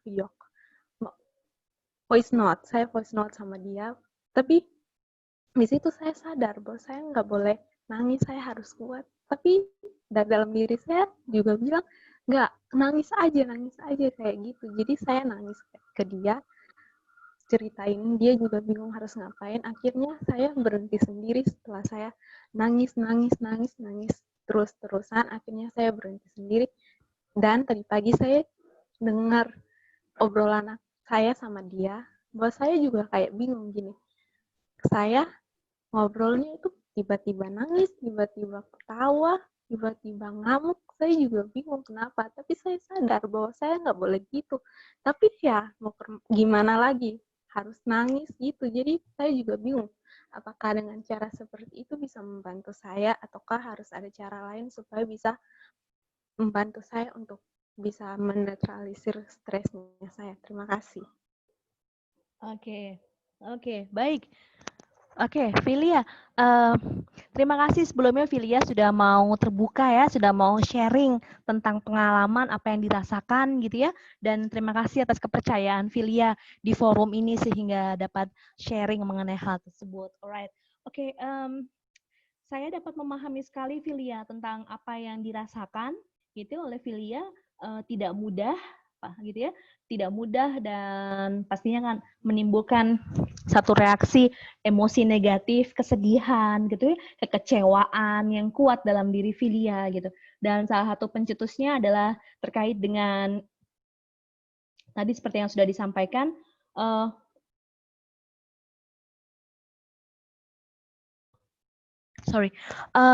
seperti tadi yang sudah disampaikan terkait dengan informasi bahwa Filia belum dapat diterima di komunitas atau di forum keagamaan tadi kan ya, seperti yang disampaikan, sehingga itu yang kemudian mencetuskan satu keadaan di mana Filia ingin menangis, terus ingin menangis seperti itu, meskipun ada dalam hati pergolakan dalam hati Filia bahwa oke, you have to stop, harus stop, nggak boleh nangis gitu, nggak boleh nangis, nggak boleh cengeng kayak gitu. Tapi dalam sisi yang lainnya pengen nangis, sehingga terjadi pergolakan di sini, terjadi satu keadaan yang imbalance gitu ya dalam secara psikologis. Filia satu sisi pengen mengekspresikan, mengeluarkan, tapi ada sisi lain dalam diri Filia, enggak, kamu harus kuat, nggak boleh nangis, nggak boleh cengeng kayak gitu, nggak boleh lemah dan lain-lainnya. Oke, berkaitan dengan hal ini, Filia, kalau saya boleh sarankan, Filia mungkin dapat melakukan konsultasi, gitu ya, dapat melakukan konsultasi secara psikologis melalui professional helper, konselor atau psikolog, gitu. Kalau Filia mungkin di sekolah ada guru BK ya, bimbingan konseling, nanti dapat menghubungi guru BK tersebut. Tapi kiranya ingin mendapatkan penanganan misalnya dari professional helper yang lainnya, konselor atau psikolog lainnya, juga dipersilahkan untuk menyampaikan unek-unek apa yang dirasakan oleh Filia secara lebih lanjut gitu. Saya melihat gini Filia, dalam diri kita kan seringkali kita banyak mengalami satu keadaan kesedihan ya, kekecewaan, satu keadaan yang unexpected gitu, yang tidak diharapkan. Nah, tidak semua orang siap untuk menerima keadaan tersebut. Kita hidup itu kan seringkali banyak pengharapan ya, banyak pengharapan kita pengen ini, pengen itu, pengen A, pengen B, pengen C dan lain-lain. Tapi kenyataannya tidak seperti itu. Kenyataannya tidak seindah seperti yang kita bayangkan. Nah, satu keadaan yang unexpected ini kemudian menimbulkan gitu ya, menimbulkan satu satu emosi negatif, rasa sedih, rasa kecewa, rasa marah yang seringkali kita simpan dalam diri kita, seringkali kita tahan dalam diri kita, kita abaikan, kita ignore, kita buang jauh-jauh gitu. Padahal sebenarnya semua tetap ada. Nah, akumulasi dari semua itu kemudian menimbulkan satu proses atau satu ledakan dalam diri kita yang kemudian menimbulkan tadi perasaan yang seringkali nggak jelas gitu. Kadang kita pengen nangis, kadang kita pengen marah, kadang kita pengen teriak, tapi kadang kita juga harus stay cool aja dan lain-lain. Nah, satu keadaan yang tidak jelas ini terjadi akibat akumulasi dari emosi-emosi negatif yang kuat dalam dirimu. Bagaimana cara mengatasinya? Cara mengatasinya adalah dengan cara membuat saluran-saluran dalam dirimu untuk mengekspresikan, mengeluarkan emosi-emosi negatif. Seperti halnya ibarat atau analoginya adalah sebuah saluran air. Saluran airnya di sini ada terjadi hambatan, Dek. Sehingga airnya tidak bisa mengalir dengan baik, tidak bisa mengalir dengan lancar. Botol air tersebut tersumbat gitu. Sehingga terjadi penumpukan yang terus terjadi dorongan kuat dalam dirimu yang seringkali kemudian Filia mungkin tidak menyadari apa sih yang sebenarnya terjadi dalam diri Filia gitu. Akan menimbulkan satu keadaan kebingungan. Apa sih yang sebenarnya terjadi dalam diri saya? Kemudian saya harus seperti apa gitu. Dan seperti yang tadi Filia sampaikan, kalau saya tidak salah mendengar, bahwa sehingga memunculkan manifestasinya pada perilaku self-harm ya. Ada indikasi self-harm yang Anda lakukan. Self-harm yang dilakukan itu adalah sebagai tanda protes. Protes terhadap diri sendiri, protes terhadap orang lain. Protes terhadap satu keadaan yang tidak diinginkan, satu keadaan yang tidak diharapkan. Nah, self-harm itu terjadi sebagai upaya untuk mengkomunikasikan bahwa ada something wrong, ada something problem di sini nih, something happen gitu dalam diri Filia yang memerlukan bantuan, yang memerlukan penanganan gitu. Jadi, kembali lagi berkaitan dengan hal ini, Filia, upaya yang tadi sudah dilakukan untuk bisa menceritakan pada temannya, saya menilai ini ada satu hal yang baik, satu hal yang luar biasa yang sudah dilakukan, yang sudah diupayakan gitu ya. Dan setelah ini, saya menyarankannya adalah untuk dapat mengkonsultasikan lebih lanjut dengan professional helper, sehingga nanti perlahan-lahan akan dibantu oleh professional helper tersebut untuk membuat saluran airnya akan menjadi lebih lancar. Hambatan-hambatan yang ada dalam botol tadi akan ditarik sedikit demi sedikit, sehingga airnya dapat mengalir dengan lancar. Kalau dianalogikan seperti itu. Sehingga nanti akan dapat membuat keseimbangan secara mental, keseimbangan secara psikologis dalam dirimu menjadi lebih baik lagi. Mungkin demikian, Filia, singkat yang dapat saya sarankan. Dan mungkin dapat diupayakan untuk dapat segera gitu ya berkonsultasi, mungkin bisa melalui guru BK ataupun maupun link konselor atau psikolog lainnya. Dan semoga dapat segera menyelesaikan permasalahan yang dihadapi sehingga nanti bisa menjadi dapat menjadi lebih baik lagi. Dan saya yakin Filia mampu melakukannya. Filia kuat karena Filia adalah pribadi-pribadi yang resilient tadi, tangguh, dapat melalui semua hal ini dengan sangat baik. Mungkin demikian ya Filia ya. Tetap semangat ya. Ya, terima kasih. Iya. Terima kasih Filia. Semangat, semoga cepat pulih ya. Iya. Kita semua memberikan dukungan, support untuk Filia dan juga bagi teman-teman yang lainnya yang memiliki hal, permasalahan, trauma, kesedihan, kecemasan, kekhawatiran yang luar biasa, segera lakukan. You have to do something gitu ya with yourself, dengan diri Anda. Setelah melalui upaya-upaya tersebut belum mendapatkan bantuan atau belum dinilai efektif, dapat segera berkonsultasi dengan pihak lainnya sehingga dapat bisa menyelesaikan keadaan ini menjadi lebih baik lagi. Gitu. Mungkin itu Viva, ada lagi hal yang mungkin ada yang bertanya lagi atau? Pertanyaan terakhir nih Bu. Boleh? Ya, silakan. Ya. Dari Jenny Unes, dari Unes. Ah, Mohon Jenny, izin ya, halo bertanya, Jenny. Ibu. Bagaimana melakukan pendekatan terhadap adik sendiri ketika dia sulit mengungkapkan apa yang dia rasakan dan memiliki trauma yang tinggi, tetapi hanya dipendam sehingga yang sering terlihat adalah sisi sensitifnya yang tinggi atau encer. Terima kasih, Bu. Baik, oke. Jenny bergabung di link Zoom ini. Halo Jenny. Halo, iya Bu. Halo. Halo. Halo. Oh ya, halo Jenny. Hai. Hai. Ya, Jenny dari UNES ya? Iya Bu, dari UNES. Oke. Oke Jenny. Oke, pertanyaannya bagus sekali. Oke, terima kasih ya Jenny Jenny sudah mau bercerita dan mengungkapkan hal ini di forum ini gitu ya. Terima kasih atas kepercayaannya. Baik Jenny, bagaimana melakukan pendekatan terhadap adik sendiri ya? Ini adik kandung ya, Jenny ya? Iya, adik kandung, sepupu atau apa? Adik kandung. Alright. Adik kandung. Baik Jenny. Yang diindikasikan memiliki trauma. Jenny, apakah sudah mengetahui secara detail mengenai keadaan trauma yang dialami oleh adiknya? Untuk detailnya sih kurang tahu ya, tapi ada, misalkan dia pernah ikut kegiatan, tapi dia pernah dapat perilaku yang mungkin kurang tidak mengenakan, sehingga dia memutuskan untuk tidak join aktivitas tersebut lagi. Padahal aktivitas itu merupakan kegiatan yang dia sukai. Tetapi ketika ditanya apa yang terjadi itu dia tidak mau mengungkapkan gitu Bu. Dan cenderung apa yang suatu waktu mungkin dia cenderung suka berceritanya ke saudara sepupu yang lain, bukan ke saudara sendiri. Apa itu menjadi indikasi bahwa something problem with keluarga kita sendiri yang tidak bisa menerima dia dengan baik, atau memang dia nyamannya cerita ke saudara sepupunya itu sendiri.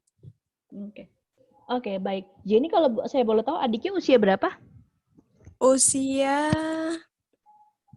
16 tahun. 16 tahun ya? Ya. SMA? Ya, SMA kelas 1. Baik. Laki-laki atau perempuan, Jenny? Laki-laki. Oke, baik. Oke, ini menarik, Jen. Jadi begini,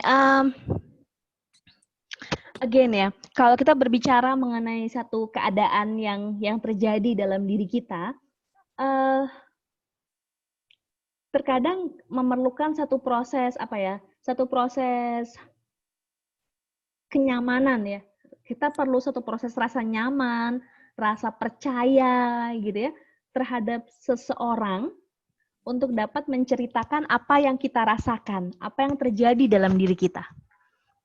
Nah, in this case, Jen, gini, ketika seorang anak, in case ada seorang anak, dia lebih dapat menceritakan permasalahannya kepada temannya dibandingkan dengan keluarganya sendiri. Gitu. Kenapa hal ini bisa terjadi? Apakah tanda bahwa dia tidak merasa nyaman dengan keluarganya? Dia tidak percaya dengan keluarganya? Atau mungkin ada hal yang lainnya? Gitu. Artinya di sini kan kita tidak bisa memaksakan satu keadaan yang anak ya harusnya ceritanya sama orang tua gitu kan. Anak harusnya cerita dalam keluarga. Tapi mungkin dia merasakan tadi, merasa lebih nyaman, lebih secure, dia lebih trust gitu.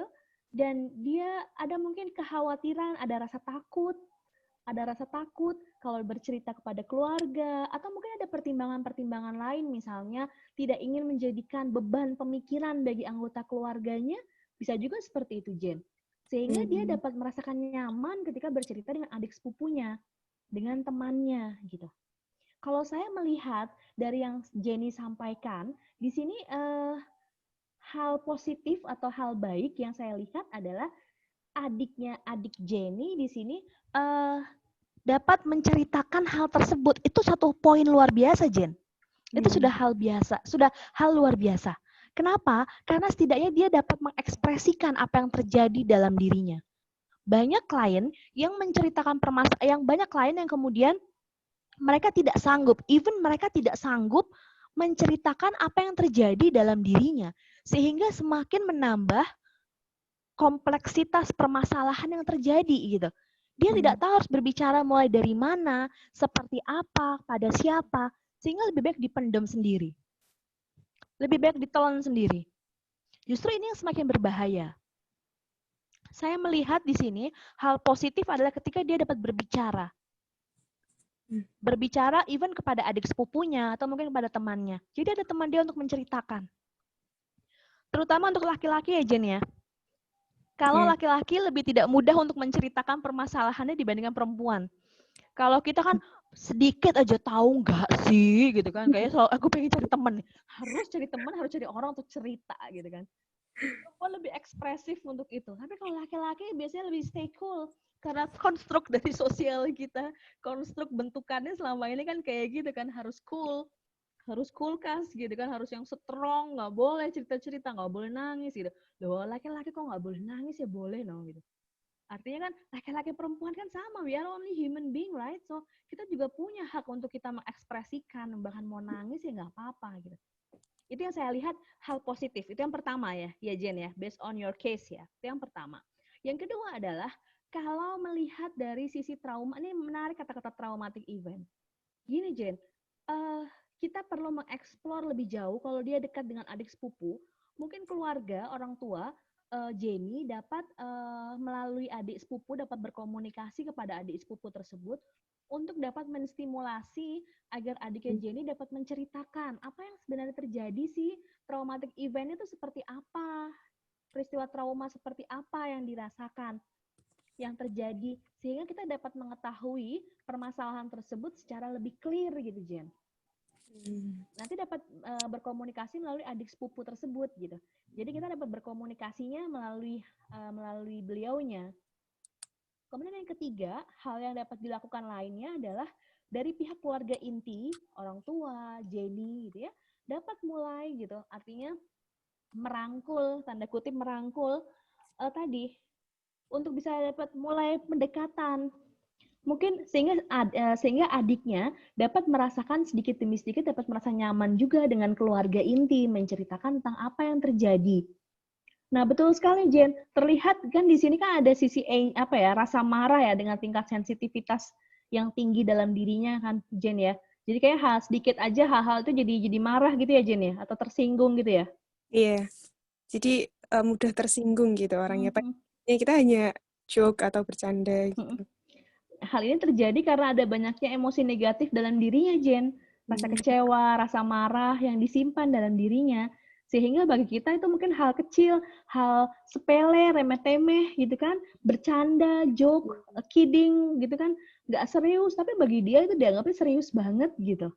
Karena tadi masih ada satu hal yang menjadi hambatan kuat dalam dirinya gitu. Nah, sekarang kan kemudian menjadi persoalan apa masalah yang seperti apa keadaan yang terjadi. Nah, itu yang kita harus ketahui gitu loh, Jen. Sehingga dari situ kita dapat memberikan solusi, dapat membantu dan dapat memberikan support bagi adik Jenny dapat melalui satu keadaan ini dengan sebaik-baiknya gitu.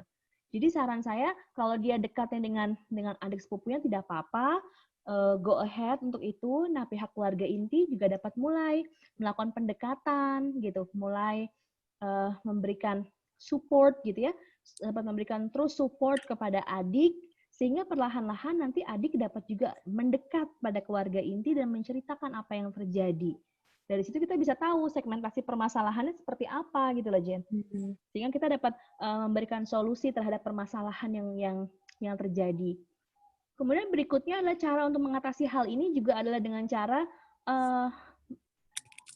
melakukan banyak aktivitas positif sehingga dapat semakin meningkatkan rasa berarti dalam diri adiknya, Jen. Kesukaannya apa hobinya adiknya? Kesukaannya ya olahraga gitu. Olahraga, baik.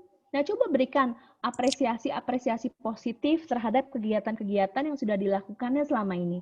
Sehingga dia akan merasa semakin lebih berarti, semakin lebih bermakna gitu. Untuk keluarga. Kan seringkali gini nih, Jen. Seringkali dalam di kita, seringkali kan penghargaan itu diberikan kalau seseorang itu mendapatkan juara ya kan. Kayak kalau dia pulang bawa piala gitu, wah keren, itu keren gitu kan. Kalau bawa pialanya gede, apalagi waduh keren banget gitu. Nah, tapi coba diberikan penghargaan positif itu tuh bisa diberikan tidak harus pada saat dia pulang membawa piala gitu. Even dia mengikuti satu kegiatan dan dia tidak mendapatkan juara, tetap kita berikan apresiasi. Udah keren ikutan lomba itu gitu. Ikutan kegiatan tuh udah keren banget gitu. Setidaknya dia udah mencoba gitu kan. Nah, mulai dari apresiasi positif yang diberikan dalam keluarga, itu sedikit demi sedikit meningkatkan rasa keberartian dalam diri dia, kebermaknaannya. Adik ayo pasti bisa, adik mampu ayo gitu misalnya gitu. Adik semangat ya, ini kita yakin pasti bisa gitu. Misalnya dia mau ulangan, dia mau ujian, adik sukses ya, yakin pasti bisa. Nah, hal-hal kecil bagi kita mungkin kecil ya, remeh-temeh, tapi itu bagi orang lain sangat berarti loh gitu. Kata-kata apresiasi positif itu, sehingga dengan hal tersebut dapat membuat orang merasa lebih berarti, lebih bernilai. Nah, hal-hal tersebut akan semakin mendekatkan kita dengan orang tersebut, Jen. Intinya kita bagaimana menjalin hubungan baik, membangun komunikasi positif dengan adik, sehingga sedikit demi sedikit kita dapat menarik gitu ya, dapat menarik adik kembali untuk lebih dekat, kemudian untuk dapat menceritakan tadi apa yang sebenarnya terjadi, dan terus mensupportnya untuk mengatasi hal atau keadaan tersebut gitu, sehingga insya Allah bisa lebih baik dan dapat mengatasi permasalahannya tersebut. Mungkin demikian ya Jen ya, bisa dicoba ya. Oh ya, terima kasih Bu Zarina atas Ya, jawabannya. sama-sama. Baik. Karena keterbatasan waktu, diskusi hari ini mungkin cukup sampai di sini saja. Sebelum kita akhiri diskusi hari ini, mungkin Bu Zarina mau memberikan closing statement, Bu? Oke, baik. Gini teman-teman semuanya. Again, bahwa kita tidak bisa menghindari permasalahan, apalagi dengan keadaan pandemi saat ini, dengan situasi yang uncertainty, nggak jelas, nggak pasti, gitu ya, serba tidak pasti, serba tidak jelas di kedepannya seperti apa. Jangankan itu, kita aja nggak tahu apa yang akan terjadi dalam beberapa detik, dalam beberapa menit ke depan dalam kehidupan kita, gitu kan. Banyak uncertainty, condition, situation yang terjadi saat ini, banyak hal, banyak permasalahan, dan kita tidak dapat mengatasi hal itu. Kita tidak dapat menghindarkan diri kita terhadap hal tersebut, tapi hal yang dapat kita lakukan adalah mulai dari diri kita sendiri, gitu ya, merubah perspektif dari apa yang kita pikirkan, apa yang kita rasakan, terus bergerak, gitu ya, melakukan banyak hal-hal yang dapat kita lakukan, yang dapat kita upayakan, kita ikhtiarkan untuk mengatasinya. Jadi fokusnya bukan pada stresnya, fokusnya bukan pada masalah problemsnya, tapi again how to manage-nya, bagaimana mengatasinya, bagaimana menanganinya. Dengan cara-cara tersebut teman-teman, dengan berbagai tips, dengan berbagai langkah tadi yang telah disampaikan, akan menjadikan kita pribadi-pribadi tangguh, pribadi-pribadi kuat gitu dalam mengatasi semua ini. Sehingga apapun yang terjadi, kita harus terus melanjutkan kehidupan ke depan dengan penuh optimis gitu ya, dengan penuh optimisme, dengan penuh energi positif yang kuat dalam diri kita, dan meyakinkan gitu bahwa kita bersama-sama pasti bisa melalui semua keadaan ini dengan sebaik-baiknya. Tetap sehat semua teman-teman. Jaga kesehatan, dan jaga kesehatan yang paling penting juga selain fisik, jaga kesehatan mental semuanya. Dan terus feel connected satu dengan yang lainnya. Sukses untuk semuanya, bahagia, dan ingat selalu untuk terus berbahagia. Mungkin demikian, Viva. Terima kasih banyak untuk semuanya. Sukses untuk semuanya. Assalamualaikum warahmatullahi wabarakatuh. Terima kasih, Bu. Waalaikumsalam warahmatullahi wabarakatuh. Terima kasih, Bu. Sama-sama. Mau ada sesi foto bersama, Bu? Boleh sama teman-teman panitia nyalain kameranya. Kita foto dulu ya, foto dulu. Asik-asik.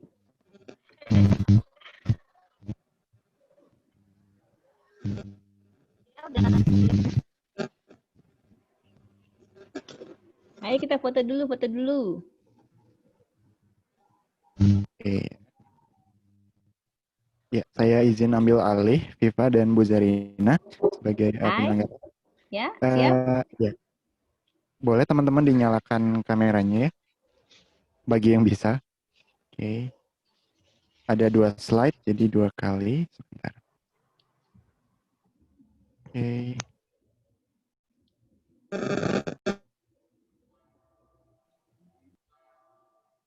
Ya. Oke. 3, 2, 1. Tahan. Sebentar. Sekali lagi. Ya, 3, 2, 1. Sip.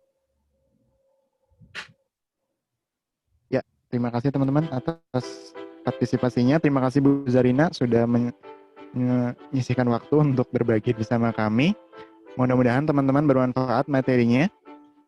Dan sedikit informasi bahwa kelas pada siang hari ini merupakan bagian dari rangkaian kelas maraton digital mentorship bersama para profesional yang juga sekaligus penyelenggarannya ditujukan untuk penggalangan dana biaya pendidikan yang membantu teman-teman kita yang terdampak pandemi. Nah, setelah kelas ini adalah kelas berikutnya adalah kelas leadership bersama Kak Ivan Ahda, CEO Maxima Indonesia dan founder pemimpin.id. Nah, untuk teman-teman yang mungkin mau bergabung kembali di kelasnya, silakan registrasi di link tertera. Itu saja, kurang lebihnya mohon maaf. Semoga kelas-kelas berikutnya bisa jadi lebih baik dan kelas hari ini bisa lebih bermanfaat kayak gitu. Terima kasih teman-teman. Wassalamualaikum warahmatullahi wabarakatuh. Selamat sore, selamat istirahat dan beraktivitas kembali.